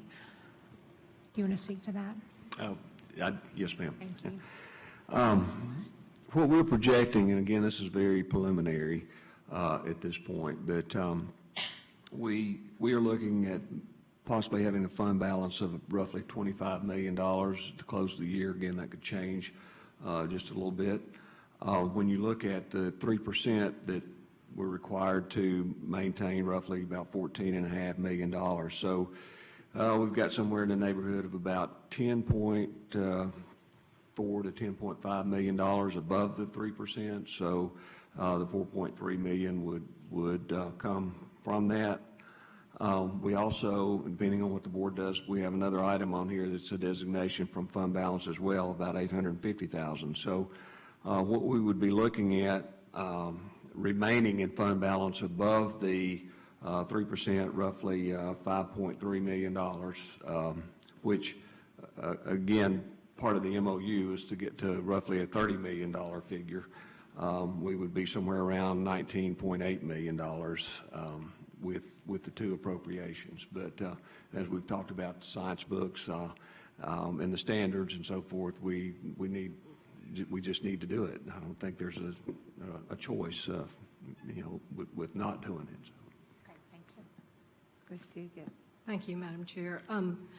I would be interested in a list, a wish list, if you were, of all the textbooks that we need, that we've just approved, that we've adopted. I understand everybody wanting us to get to a fund balance at 30 million, but if you get to a fund balance at 30 million and we're using textbooks that are 30 years old, I'm not sure that it's worth having 30 million in reserve if we are using 30-year-old textbooks. So I would like a prioritized list from the curriculum staff about what are the next priorities, because I appreciate Ms. Roundtree's assertion that cassette tape is not used in an ironic sense, but I also hate that Pluto is no longer a planet. I mean, it was when we grew up, but to that point, it really does concern me when I hear over and over and over that our textbooks are so out of date. So just for future reference, I think the board needs to have that to consider. Does it want to spend more money on textbooks? And if not, at least have a priority for what we plan to purchase next year. Thank you, Ms. Fugit, and I would agree with you, and I know the superintendent and I have talked about that being a priority going forward. We are in desperate need of renewing our textbooks in Knox County schools. So, okay, thank you. Okay, so no other discussion on that. We'll move to 11D, which is approve appropriation for $1 million something for the FY 2019 on the 5-year debt financing. So, any discussion, Ms. Fugit? And Thank that you. would be probably the questions for Joe Snyder. Right. So, Joe, as you're coming up, I see that we're asking to finance $1,010,750. Chris, come on, to do a 5-year debt service to pay for these things, which concerns me somewhat, because I wouldn't put debt on something that isn't going to last longer than how long we're borrowing it for, because the library materials may music program, the instruments should. I understand this is probably how we're proposing to do it because we don't have another way to do it, but it's not a prudent financial decision long-term, and Yeah. I don't want us to get in the habit of this. Yeah, thank you, Ms. Fugit. I don't disagree with that. And you're right, it was really an instrument we felt like we had to use this year to help balance the general purpose budget. What we try to do is pick out items that were big-ticket items that did fit our capital definition. And I've told the board this before. I believe that Mr. Spencer had worked with Chris And I'll let Chris speak to just how the financing of that will work, if that's okay. Yes, please. So from the standpoint of how the list was derived, I think we got the list from Gary Spencer, who put it together. And then we often, on the county side of the capital plan, we'll have a capital outlay note that we do for 5 years. And we added, instead of issuing a separate note, we just added on their debt and paid off in the first 5 years with those bonds. And so we just offered to do the same thing of that for the schools as well, because what we have found out in the past and what we've been trying to correct is that oftentimes when a new school gets built, as an example, we'll bond things for 20 years that goes in a school that ordinarily you wouldn't want to do, Right. whether it's gym equipment or posters. Things would probably make your head spin. And so we try to get away from that. And so in doing that, in order to help with the budgetary needs, we said we've got a 5-year plan that we can use. And so the vehicles make sense. PE equipment could make sense. I think for us, so long as it's got an average 5-year life as a Okay. whole, combined with ours, then we're fine. So you're doing debt rather than expense, because we didn't have money to do it as an expense. Yes, I think that's, it was an avenue that was Right. there from that standpoint. And my question is, how much is it going to cost the school system for the debt service? Or is the county being gracious and paying our debt service too? It's worth an ask. It's worth an ask. I mean, if you're willing to put it on your bond, will you Yeah, pay for it? So what we do is, we haven't issued FY19 bonds yet, so I probably can't give you an estimate on what that would cost. But so we would do this over 5 years, so the interest rate is not large, and we'll usually get like a 3% rate, a fixed rate. So it won't be a great amount of interest on top of this, and usually basically divide that by 5 and a Right. little bit of interest. I don't have a calculator with me, but it won't be a great amount of debt service. And I think it's a vehicle that's there to capture some of those items. Some could be, pushing the envelope, as you said. Others are fine. And so it's a way to get there. And we don't mind to do things like that, whether it's vehicles or items that typically would be a 5-year capital item to help in the future. My real concern, just looking at this, is that the Chromebooks aren't going to last 5 years. And, that's the one that kind of. And what we can do, and we can structure that as well to say, okay.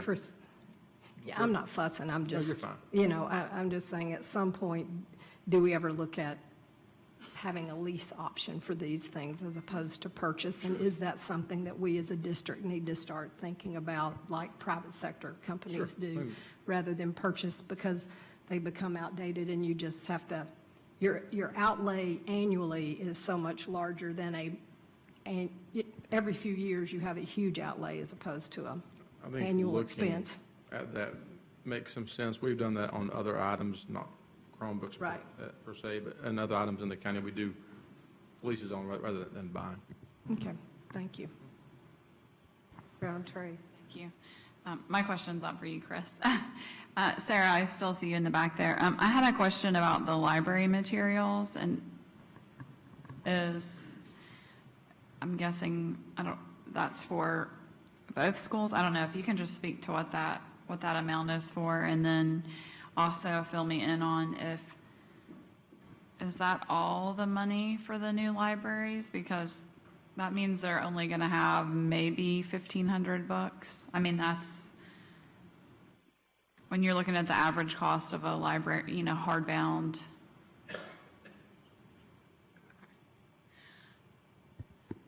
So we do have a startup fund that's already gone into libraries. That's what I thought. So. Yes, the county government was able to do about $300,000 for us. And when we did our vendor selection for that, we were able to negotiate a 21% discount for buying in bulk, which we're very happy and grateful for. So that amount is going to get us pretty close to where we'd like to be to hit 12 items per student over the next 5 years to get those startup collections established. Okay. And what this additional funding will do is give us the means to continue to push up to that level we need to be without making a dent in the regular library funding that we have for Sure. everybody's ongoing budget. That's also going to give us the means to make sure that we're customizing our library collections after students and teachers arrive, because of course the initial outlay we've done has been, we've had committees of librarians working on informing about community needs, but it's more or less in a vacuum. So, Sure. so this is going to help us really make sure that we're serving in a customized way. And while I have you up here, is whatever was done in bulk for the startup, is that everything coming cataloged? I'm just imagining Yes, and you'll be very how glad one to know, librarian is handling it. You'll be very glad to know, as a fellow librarian, that they're even going to come and shelve it for us. We're Wow. very excited and impressed. That's a with great the service deal. they So provided. congratulations to whoever those two librarians are, because they won the library lottery. Yes. Thanks, Sarah. Okay, any more questions? Then we'll take this next item and then we'll take a recess. 11E, approve the district data center construction. Any discussion on that? I was looking for your light, Miss Owen. Okay. It will be easy, I promise. I would just like to give Freddie Cox an opportunity to talk to us about that if he would like to. And I will tell you that I called him on Friday and told him I thought it was a terrible idea. And a little while later, I told him I was all on board. So. So how exciting. You got Miss Owens to change your mind. Let's hear what you have to say. No, we're just really excited to have an opportunity to modernize our data center. We've kind of been working from closet to a larger former TV studio. And this is a good option for us to kind of take the design out of our concern, let the professionals handle that so that we can focus on supporting our staff and students. Okay, board, did you have any other questions? Ms. Owen? Okay. Thank you. Thank you. Okay, yes, we'll take a recess and reconvene at 7 o'clock without any objections for the last 4 remaining items.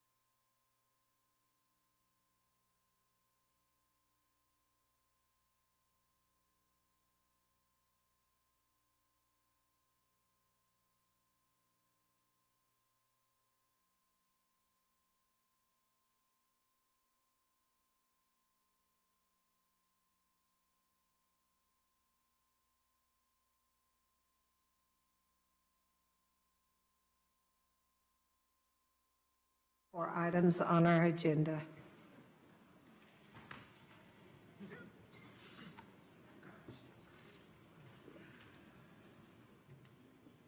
see who's missing, Jennifer. Okay, item 11F is to approve the Knox County Schools 2019-2020 school year calendar. Discussion on this.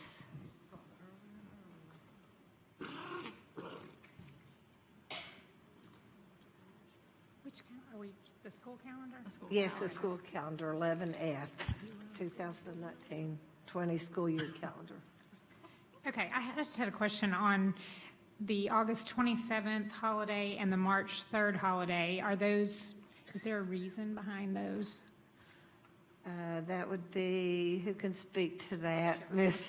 Hickman, okay. Chairperson, yes, it's me again. All right. What we wanted to do was to swap, now, let me explain who we is. There was a committee of teachers, parents, central office people, about 30 came to meet twice about the calendar. What the teachers suggested was that they wanted that in-service day earlier in the year in their building, and the one later in the year to be the system-wide. So it was merely a swap of where that in-service day would take place, whether it's in the building or system-wide. So the one that's August 27th, like when was it this year? Okay, the one that was August 27 was actually a system-wide this year.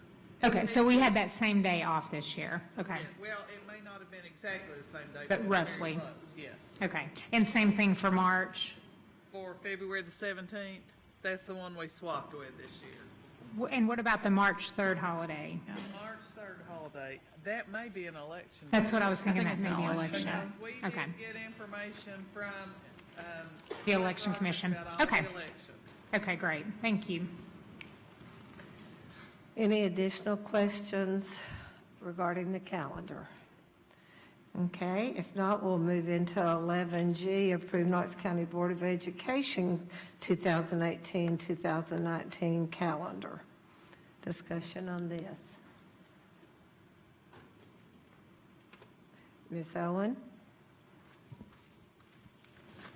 It looks like we are removing the mid-month work session. Is that accurate? That is part of this proposal, and it resulted from trying to address the law department and the staff and the board having a week in between our meetings so that we could have more time to gather information and things, and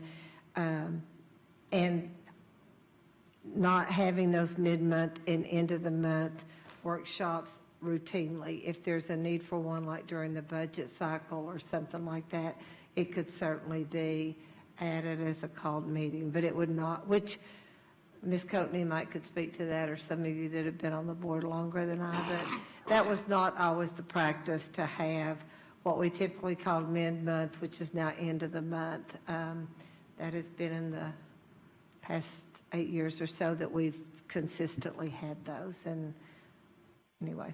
My concern with that is that earlier in this meeting, we discussed that we are limited in the amount of time we have for discussion. So it seems to me counterproductive to solving the problem of the lack of time for discussion to take out one of our meetings every month. Thank you. And I will say to that, and then I'll come to you, Ms. Fugit, that in the past, those meetings were used pretty much for informational purposes with slideshows and presentations regarding a specific item, which may not be as necessary anymore unless there's a need for it, and that some of those things that were done could also be handled by letting the board have those slides or whatever and study that without necessarily having a meeting as such. It depends on the purpose of the mid-month and the end of the month. If it's just presentations to the board. I know even prior to Superintendent Thomas, interim Buzz Thomas and I had those discussions, because although Clifford has quite a lengthy list that he keeps running on his board in his office, but not to just have meetings, just to have meetings. So the board's open to, I have no objections. I just really felt strongly that it needs to be a week apart like Commission does theirs, and there was some board discussion on that. And I did get a text or an email from Mayor Rohero, because they've been working on trying to find us those weeks, so as of tonight. Okay, Ms. Fugit? Thank you, Madam Chair. This won't apply to me, but speaking to the point you made about why we had the mid-months, I do agree with you that a week between the workshop before we vote is advantageous, because we often feel very rushed when we ask for additional information. I think that'll be good. I think the mid-month, the purpose of the mid-month was to educate the board on topics that the administration thought we needed to know about. If this so it wasn't so much trying to find stuff as much as Clifford's got a list of things that they'd like us to be informed about.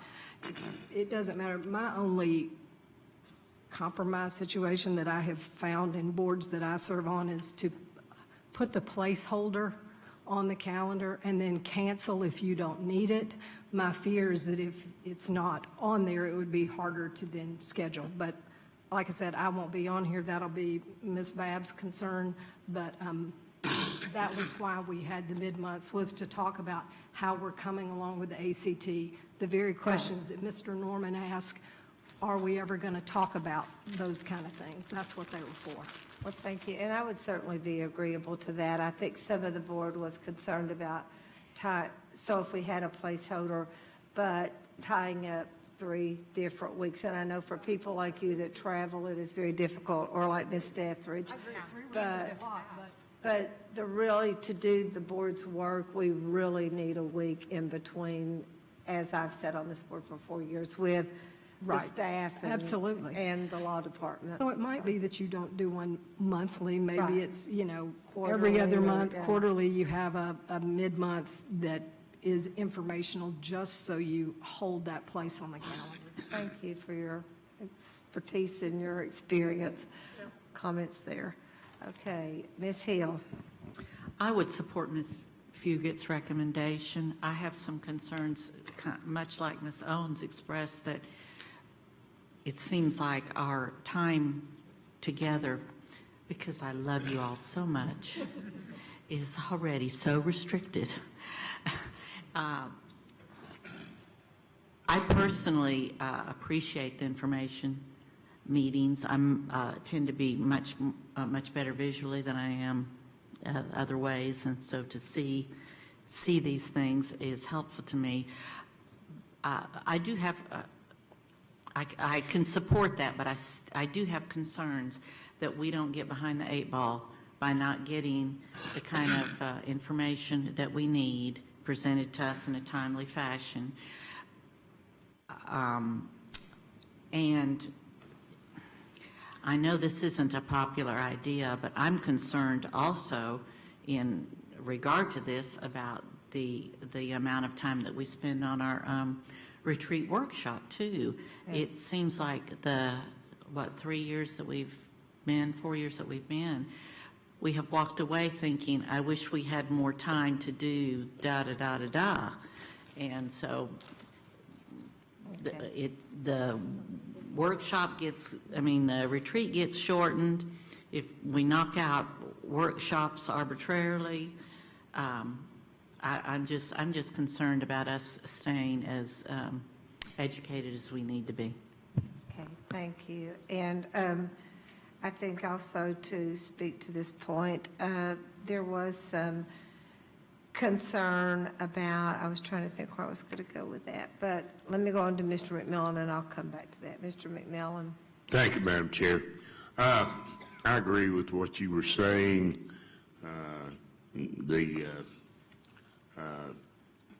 I realize the difficulty of trying to schedule it now that we're meeting over here. But in the past, sometimes it was only slide presentations or discussion.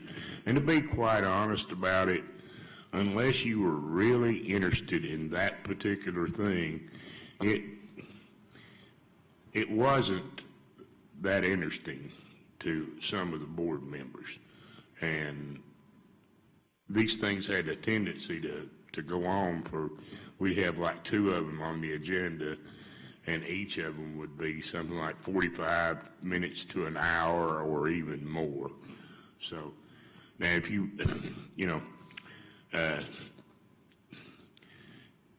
in reference to what Ms. Fugit said, if you wish to reserve a time, when we could possibly have one, I would think quarterly would be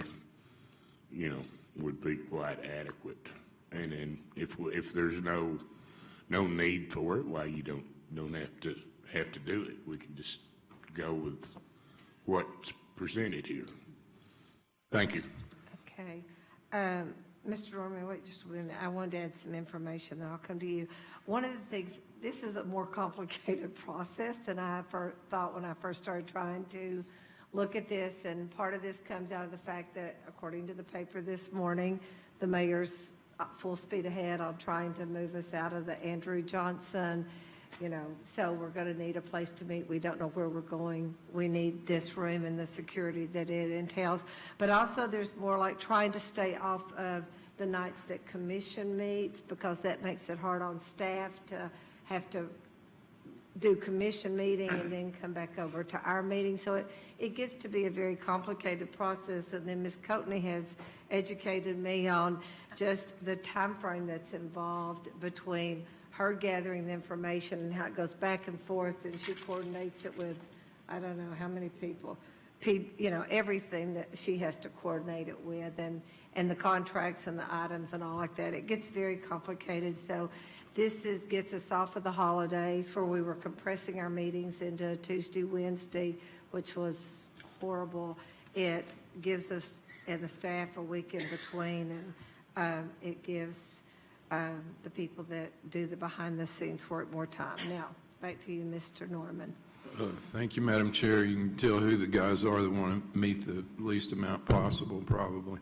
But I do appreciate you trying to work this out, and it is a complicated process when you're dealing with scheduling in this room, for sure. And I agree also with Mike that I thought some of the meetings, it was kind of filler almost. It could have been done in a different way. We could have gotten the information in a, email, PDF, or whatever. So I appreciate it. I hope we can stay with the schedule, and certainly when we need a workshop, we can probably work that out. Okay, Ms. Horn. Thank you, Madam Chair. I like the idea of adding in a quarterly work session if we can for informational purposes, because those are those items that those things that we do feel like we never have enough time to really talk about. So if that's, I know the scheduling is such an issue, but. Ms. Coatney can check with PBA, and they're trying to work with us. And really, right now, it may just be quarterly because, of course, we didn't have May's because of graduations. We don't have them in the summers. So it's not that we had that many, and we could certainly try to see if we could get the room to, or perhaps even a Friday in the spring sometime if we needed it, something as another option. To speak to Ms. Hill's point about a retreat. That is not the accurate terminology for that, but I've always found that amazing. Okay, any more discussion on this? Okay, then we will look at 11H, the appointment of a committee to review and create a new superintendent's evaluation tool.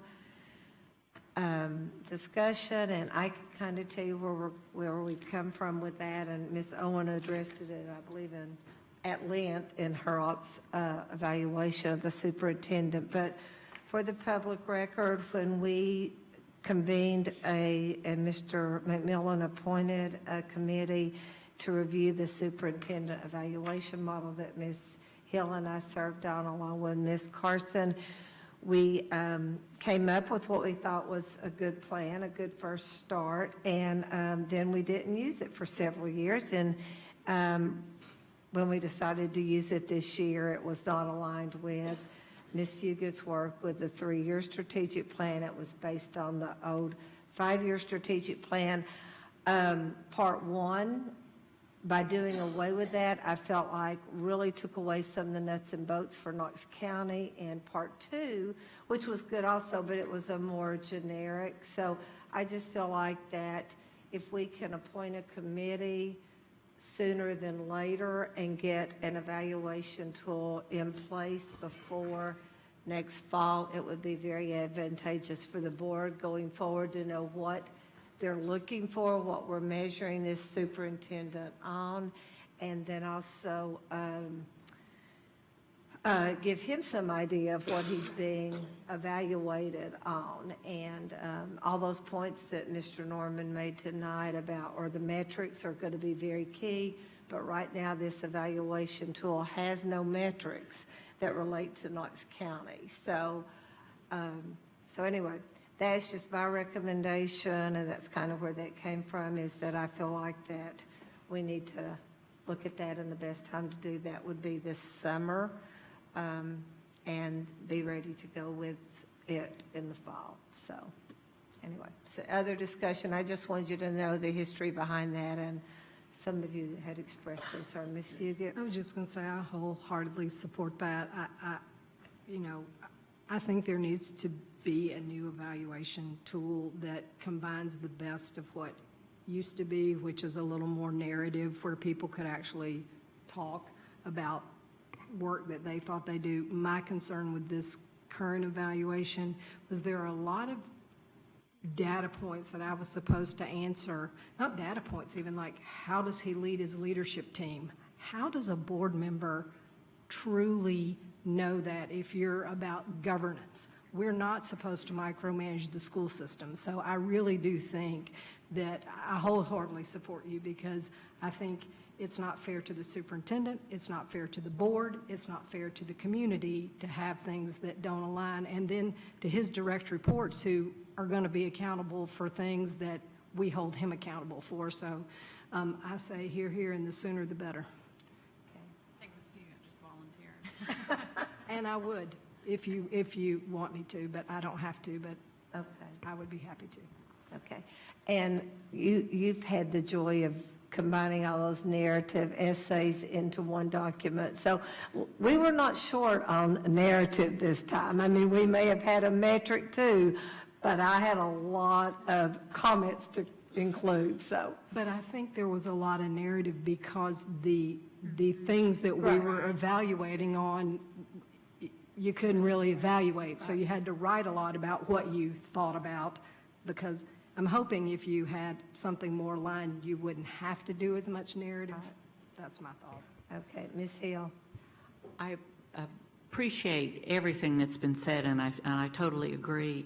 Do I understand that the end result of the 3-year strategic plan is going to include some metrics? And I'm wondering if, since you did such a great job on the strategic plan, it would seem very natural that whatever's put in this new evaluation would be a draw, probably almost straight off of the strategic plan. And that's what we don't need to recreate the wheel Right. here, I don't think. Just a suggestion. Okay. Any other discussion? Okay.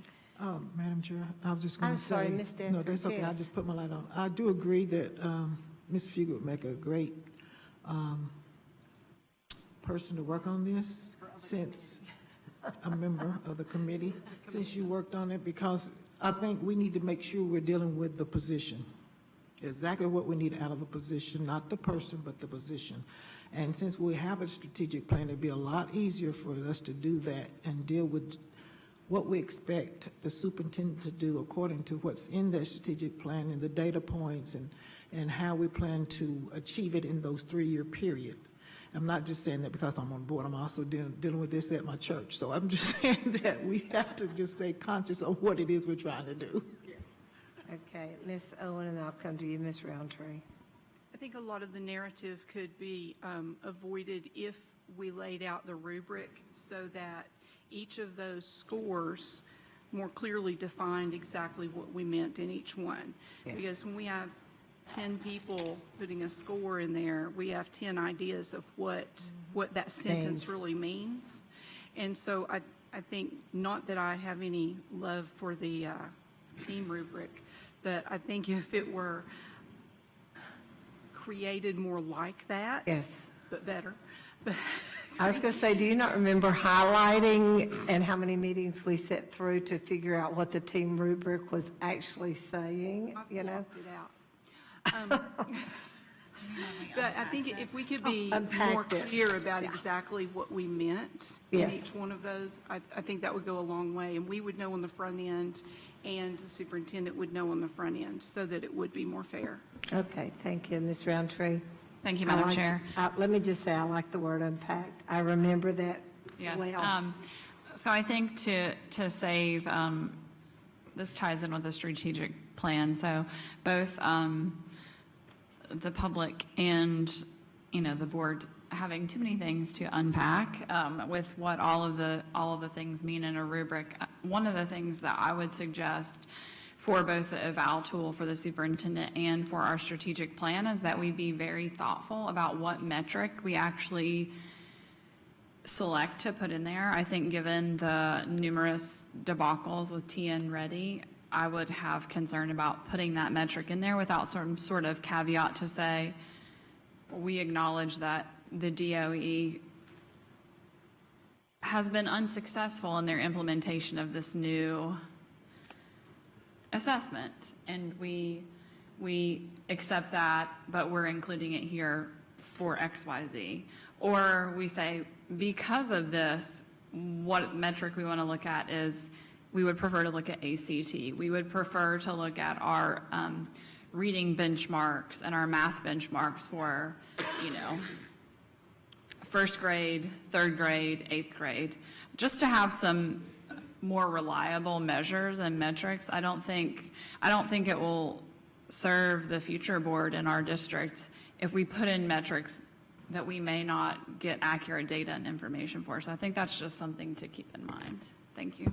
Okay, I don't know if you or Mr. Norman were, okay, he's pointing to you and you're pointing to him, Ms. Dethridge. Thank you, Madam Chair. And I agree, we do have to have metrics, but I don't think we need to put a caveat in it before we even know if they're going to clean it up. Because if it's a debacle, we know it's going to be a debacle, and we're going to decide then whether we're going to use it or not. So, but I don't know if you want to put it in the evaluation of a superintendent that the data is not, if it's because of the debacle that we can't use it, but that will be coming out when we get ready to evaluate the individual. I don't know. More for the strategic plan, too. He was talking more for the strategic plan, too. Oh, okay. I was just going to say, because it's still something that's going to be in a plan for 3 years, and I don't want to talk about something that happened in the past. We don't know what's going to happen in the future. Okay, thank you. Mr. Norman, we'll wrap up with you. I hope I live long enough that this state mandated evaluation gobbledygook dies, and I hope that we don't try to mimic any part of that in the evaluation of our superintendent. I don't know how to do it. I don't know anything really about that process, but I don't want to be even close to the TVAS model. Thank you.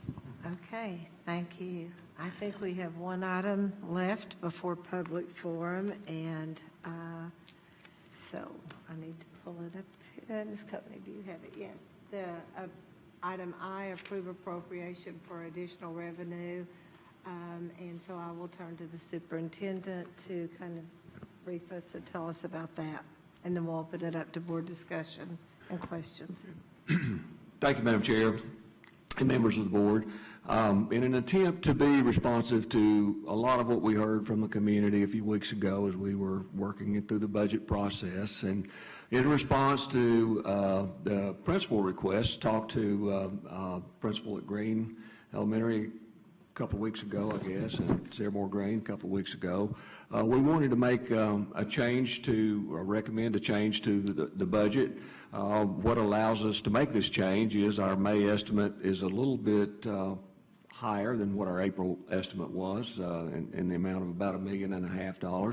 So again, back in an attempt to be responsive to the community and to the principal and to the school needs, would like to request an additional appropriation of $538,000 to our budget. I've also talked to Mr. Caldwell. He is supportive of this. I think, I'm not sure he's still here at this point, but he did say that he would support us on this endeavor as long as the BEP estimates provided the revenue to do it. So very pleased to make a recommendation that would include restoring 2 teaching positions at Green Elementary School. So from an instructional standpoint, the STEAM programming and also with the design lab, that work could continue there at Green Elementary School, and then 1 position at Saremore Green, which would allow the students to continue to have access to technology and media programming. So I feel like that's an attempt on our part to try to make sure that we do put the instructional programming in place that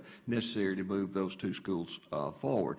In addition to that, if you recall the budget process, we allotted $20,000 for the magnet schools. What I would recommend out of that $538,000 is making that allocation $30,000 rather than $20,000. Currently, it was $40,000 in this year's budget, but this will be $30,000. What the school would have to do is submit a plan to a district level committee that would actually approve the expenditure before the monies would be sent to the schools. In addition, and again, in response to the community talking about our gifted and talented, we made a reduction to the budget to take it from 13 positions, I believe, to 10 positions. So this would, out of the $538,000, allow us to restore 3 of the GT positions that to get us back to current level. Feel like that's an important restoration for the students in our school district. In addition to that, also we would pay for our gifted and talented folks to earn the endorsement, the licensure for gifted as part of this proposal. So again, I would like for you just to consider that and approve it on Wednesday night. Feel like, again, from an instructional standpoint, this is what's best for our school district, and I think it's a response to a lot of what we heard a few weeks ago from the community. So thank you, Madam Chair. Okay, Ms. Dethridge. Thank you, Madam Chair, and I appreciate it, and I thank the superintendent in understanding or trying to accommodate the needs of the students and the programs. I guess my question is, when you say that the schools, each school, we got 9 schools, have to apply for the magnet money, is it for every project or just a one-time list of what they plan to do with that money and then you release the money? How would that be released to the individual schools? That would be up to the school if they wanted to submit a plan for the entire amount of money, or if they wanted to submit multiple plans, then, that.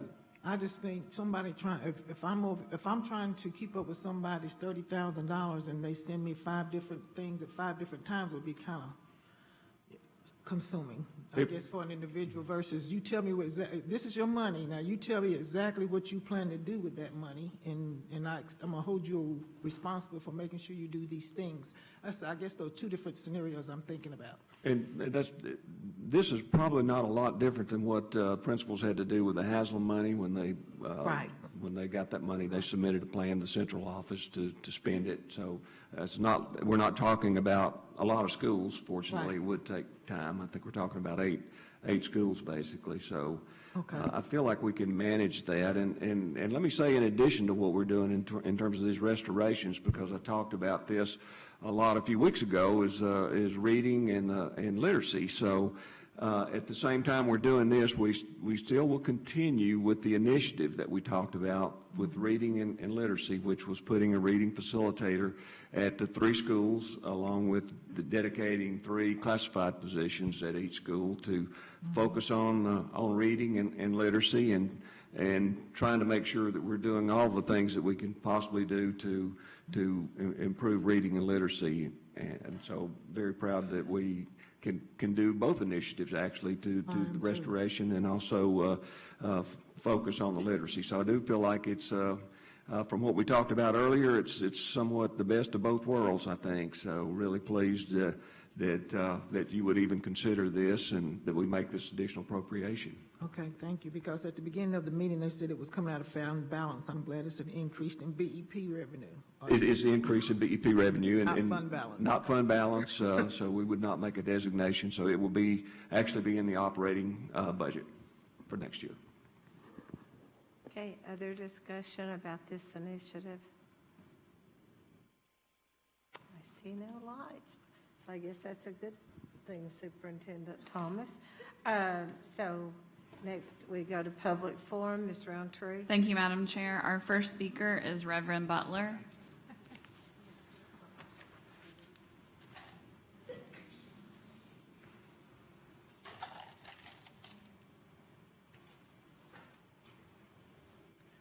John Butler, 1324 Iroquois Street, Knox County. Thank you for allowing me to speak for 5 minutes today. I would like to first of all say I wanted to speak on 3 issues. First being that I believe that not only should we allow the public to speak for 5 minutes and have an unlimited period, but I believe that if you're going to speak on more than one issue, you should have additional minutes. One of the reasons I believe that is because on any given meeting, you may have a number of issues that a person may be concerned about, like tonight. But what I found is that as important as Knox County schools are to me, because I've had one child to graduate from Austin East and another foster child as well to graduate from Austin East, and the Knox County schools have been good to our young people. But I think that the community has a right to speak. I understand what you mean when you say it's your meeting, especially because the sunshine rule does not allow you to have discussions among one another, but you do have an opportunity to have discussions with the superintendent and staff. So a lot of the questions, a lot of the resources that are available to you at the meeting are available to you prior to the meeting, as well as you get information that the public doesn't get. But this is an opportunity for the public to publicly address all of you. Typically, I will talk with my representative because I live in District 1. Sometime I will call the board chair as the president of the NAACP to make sure I understand what is going on, what's on the agenda, what the perspective is, because she speaks for the board. Generally, I won't address anyone else because you're not responsible to me as a representative. I don't vote for you. And number 2 is I just don't like to play politics. I think the appropriate thing for me to do when I want to address the board, and I like that part of the provisions, is that I address the whole board, is I do it here. Plus, I do it publicly. And I think the public has a chance to speak publicly. So I'm for that. But since I only have a few minutes left, let me switch to my next one. I like the calendar that I saw for the board. I would like to have a way for me as a citizen to evaluate how much are we paying the board members. I believe it's $20,800 for the year, but you have a schedule. I added up all the hours, and I was pretty liberal with what you would do. You won't have a 7-hour board meeting every month, so I gave you about 300 hours a year that you would be doing the work, including the retreats and the training that you're required. And I would like to also know if you're going to the training, if you're doing the training you're required to do. You're evaluating the superintendent because we're paying them. We ought to evaluate you, not only because we're paying you, but because we elected you, and you volunteered to be elected with the current time in place. So that's number 2. Number 3 is that I really appreciate the recommendation from the superintendent concerning green and ceremonial green and the magnet programs. I do think you listen to the community, but also, as the superintendent says, you're doing what's best for those students. I think that what I heard from the board previously, I agree with 100%, that if a child cannot read, then if a person cannot read, then a person's challenged to be successful. I came from a very challenged background. I was born in the bottom, and when I was born in the bottom, it meant the bottom. And all of the folk that raised me were in the service industries. They worked as maids and gardeners, and they worked for people in their houses, and then they moved on to service positions in other industries. But I cannot remember ever not knowing how to read. I learned how to read at home, at church, and at school. And so I think reading is very important. But also we have to also make sure we have all those other things in place to make sure the students who come from difficult and challenged positions. But I'd use my last 14 seconds to say, I think everyone who lives in Knox County is challenged in some way, and we have to make sure we're educating everyone. So that's what I hope that we will continue to do. Thank you. Thank you. Our next speaker is Haley Jones.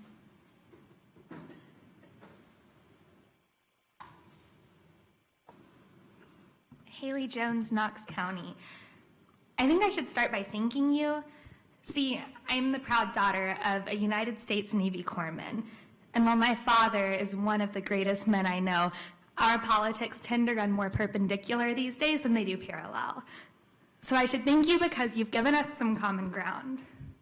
See, my dad sacrificed his own comfort and time for the sake of the ideas of this nation, and he would have been willing to sacrifice his life for them.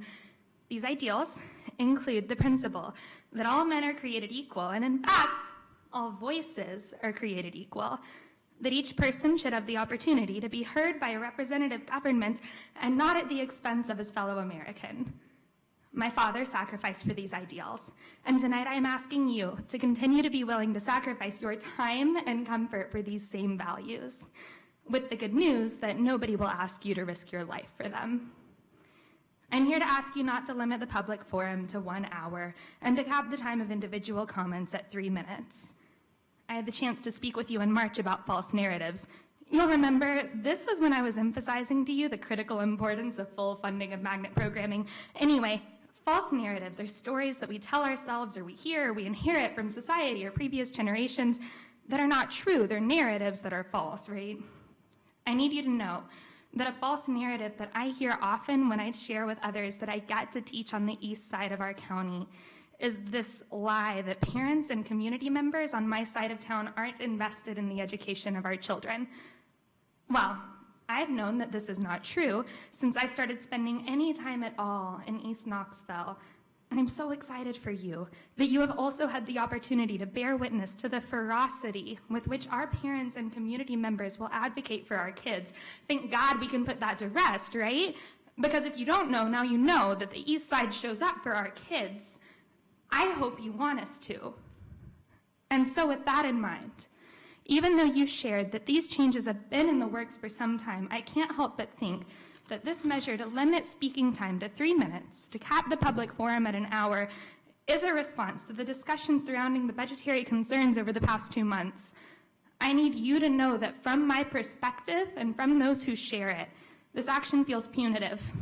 It feels like there are some voices that you don't want to hear. That's not what my dad fought for, and I don't believe it's what you want to fight for. Under the proposed outline, if everyone who signs up for public forum shows up, and if everyone who shows up uses their whole 3 minutes, we're gonna have time for about 20 people to share, and those will presumably be whom? The first 20 callers? Representative democracy is not supposed to work like a giveaway on a radio show. I serve kids who often feel that they are not wanted in spaces across our counties. I'm asking you not to add school board meetings to that list. Like, come on. Over the past 2 months, our city showed up. And while we didn't all like what each other had to say, and while you all didn't vote the way that I wish you had, we were all here together working things out. This is democracy. It is messy. It is exhausting. I went to work tired the Tuesday after we spent 7 hours together, but it is also courageous. It is worth fighting for. I want you to know that I have deep empathy for your position. I know that you are tired. I know that there are pressures on every side telling you what to do, and my voice is another one of those. I want to remind you that these proceedings are being watched now, not only by those who share this room with us, but also via live stream. And because the internet lives forever, we can all rest assured that they will be watched again and again on YouTube. I say this not as a threat or a warning to you, but as an encouragement. Because when you cast your honorable vote to continue to create space for everyone in our democracy, that the naysayers who may be watching now, they will not be able to drown out the truth of your alignment with that noble foundation upon which this nation we share was founded. What is right wins. What is convenient right now is not what will last. I am asking you to make the lasting choice. Do not limit our public forums to 1 hour. Do not limit the time during which your constituents may share their hearts and minds with you in a public space. I am asking you to make the right choice. Like all good teachers, I'm telling you that I believe in you. And then I'm telling you to do the right thing. Thank you. Thank you. Our next speaker is Todd Shelton.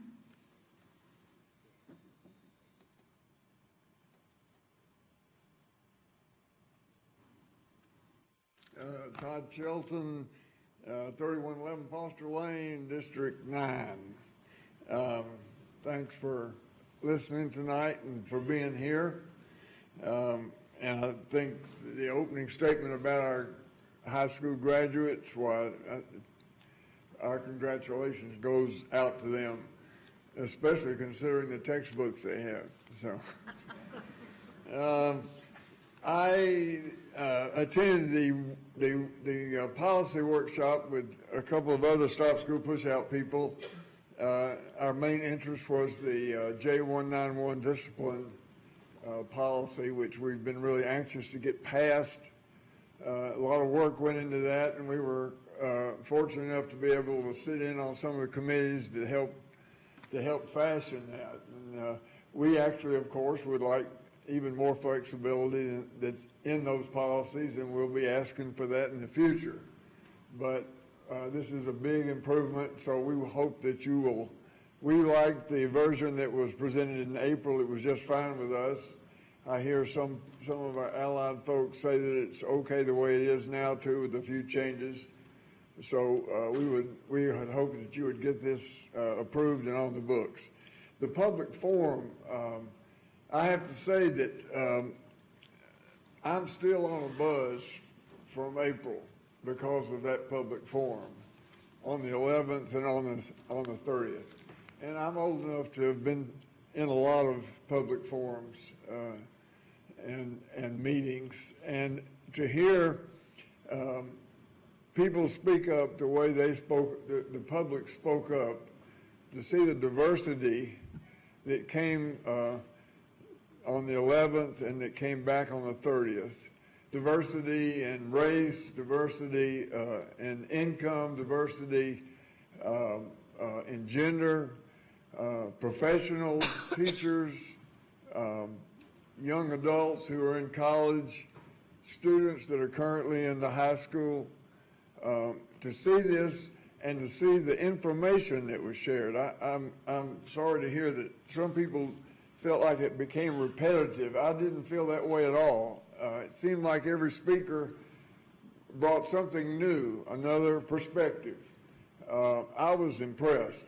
I mean, and I loved it. And I actually loved the fact that you guys let this happen. You stayed, and it went until 12:30 in the morning. But so I'm really hoping that this public forum ideal should be put on hold for a while. Everybody agrees that somehow the school system hasn't done well when it comes to attendance at their hearings and their community meetings. I've, in the last 2 years, have attended many of them. And I agree, the attendance is poor, and it's very disheartening. We don't know exactly why all that is, but we do know we have a communication problem. And then we know we had 2 nights when the community turned out, not just one community, but a cross-section of several communities. And they spoke, and they said important things. They were respectful. They had insight. They had experience. And there was a lot of good information for y'all to share with them. So it looks to me like before we start trying to come up with a public forum idea, we would be asking those folks, what works? Why did you show up?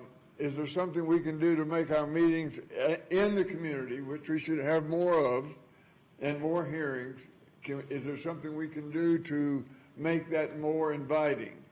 And we do need you to show up, and I think it's important for them to hear that from you. But I think you should talk to the public. That's who you should ask before you start trying to change this policy. So I would really recommend you do that.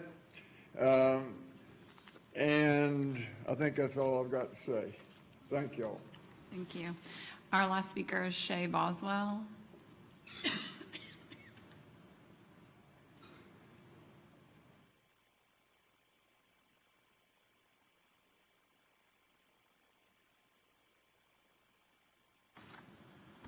Thank you. My name's Shay Boswell, and I'm at 9717 Panama Drive. And my son attends Beaumont Magnet Academy.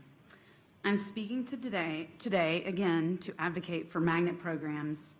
While I fully support the funding for Project Grad and Gifted and Talented, I'm speaking just in regard to magnet programs today. I know all of you have worked really hard on this issue behind the scenes and in that 8-hour meeting or however long it was, and I want to thank you sincerely. Even though the attendance tonight is much lighter than it was in April, know that your constituents are still paying attention. They're watching or on the web and are paying attention and talking about this. And we're anxiously awaiting to hear if magnet program is going to be fully funded. The public has spoken from what I've heard, and we want the magnet programs to continue in Knox County. I was grateful to see the addition. Thank you, Superintendent, for adding that to the agenda of that $538,000. That's going to go a long way. I hope that the board will vote yes on that item. I wish that it was fully restoring the magnet programming. I hate that there's a $10,000 cut to each school. I don't know what they're going to do to supplement that amount of money. We know that also that this is a short-term fix. It's just for 1 year. I encourage you guys to consider long-term commitment to magnet programming in Knox County. From what I understand, the cuts to magnet programming came from a reading score report. As leaders in our community regarding education, I know that you can discern the difference between the different prevailing issues. Improving reading scores in schools is important. It's very important, but it's a separate issue than magnet programming, and I don't know how they got mixed together. Magnet programming has multiple benefits, many of which have been passionately shared with you guys. But magnet programs also address two main priorities that the superintendent has put forth for Knox County, and that is creating a positive culture for students and staff and eliminating disparities in education because of income and race. I hope and pray that you will fully fund the magnet programmings for this upcoming year. That gives the year for assessment. And here's a thought. I've learned recently that there is an education committee that combines 4 members of the board and also 4 members of the county commission. I recommend that during that time that they can work on properly assessing magnet program for its efficacy, not just using reading scores, but using the latest research on magnet programming across the country. And then the Knox County schools will continue to have the exemplary status that they currently have earned in the state of Tennessee. It was one of the best school systems in the state and around the country. So thank you. Thank you, Madam Chair. That concludes public forum. Okay, we have board forum, right? So yes. So Are we having board forum? I don't know. Yes, okay. I thought so. Don't confuse me, Ms. Roundtree. Okay, Ms. Hill, do you have anything? Ms. Horn? Ms. Fugit? Ms. Roundtree? Thank you, Madam Chair. I just wanted to take the opportunity, since we won't have board forum on Wednesday, we'll officially honor Kinley then, but I just want to say I've so enjoyed serving with all of our student reps, but it's been especially wonderful to get to serve with one of my former students, and I look forward to seeing Kinley on campus at UT in the fall and wish her all the best. Y'all can be students together. Okay, Mr. Norman, Ms. Owen, Ms. Dethridge, Ms. Cook. Ms. No, Dethridge I just want to make a does. comment to the young lady that just spoke, and she is right. And I guess I didn't catch it, but literacy is different from magnet. So you're correct, and I'm glad you made that statement, so that is something that we do need to better understand, that magnet programs are not responsible for the literacy. That's just resources and programs that enhance our kids and make sure that they receive things that they would otherwise not be able to. Okay, Ms. Coates. Thank you, Madam Chair. I would just like to take this time to tell you all thank you for this opportunity, for your patience with me, for your open ears, for your kindness that you've shown me all year, and for everything I've learned on this board. I have enjoyed this opportunity thoroughly, and I can't wait for Hannah to get to take over. But thank you again for everything and this opportunity. And thank you, Kelly. And Hannah has been taking notes tonight, I saw during our recess. So she is already on the go and very prepared. And we're glad you were here tonight. Do I have a motion to adjourn? Move adjourn. Ms. Roundtree, seconded by Mr. Norman. All in favor, say aye. Aye. Meeting adjourned.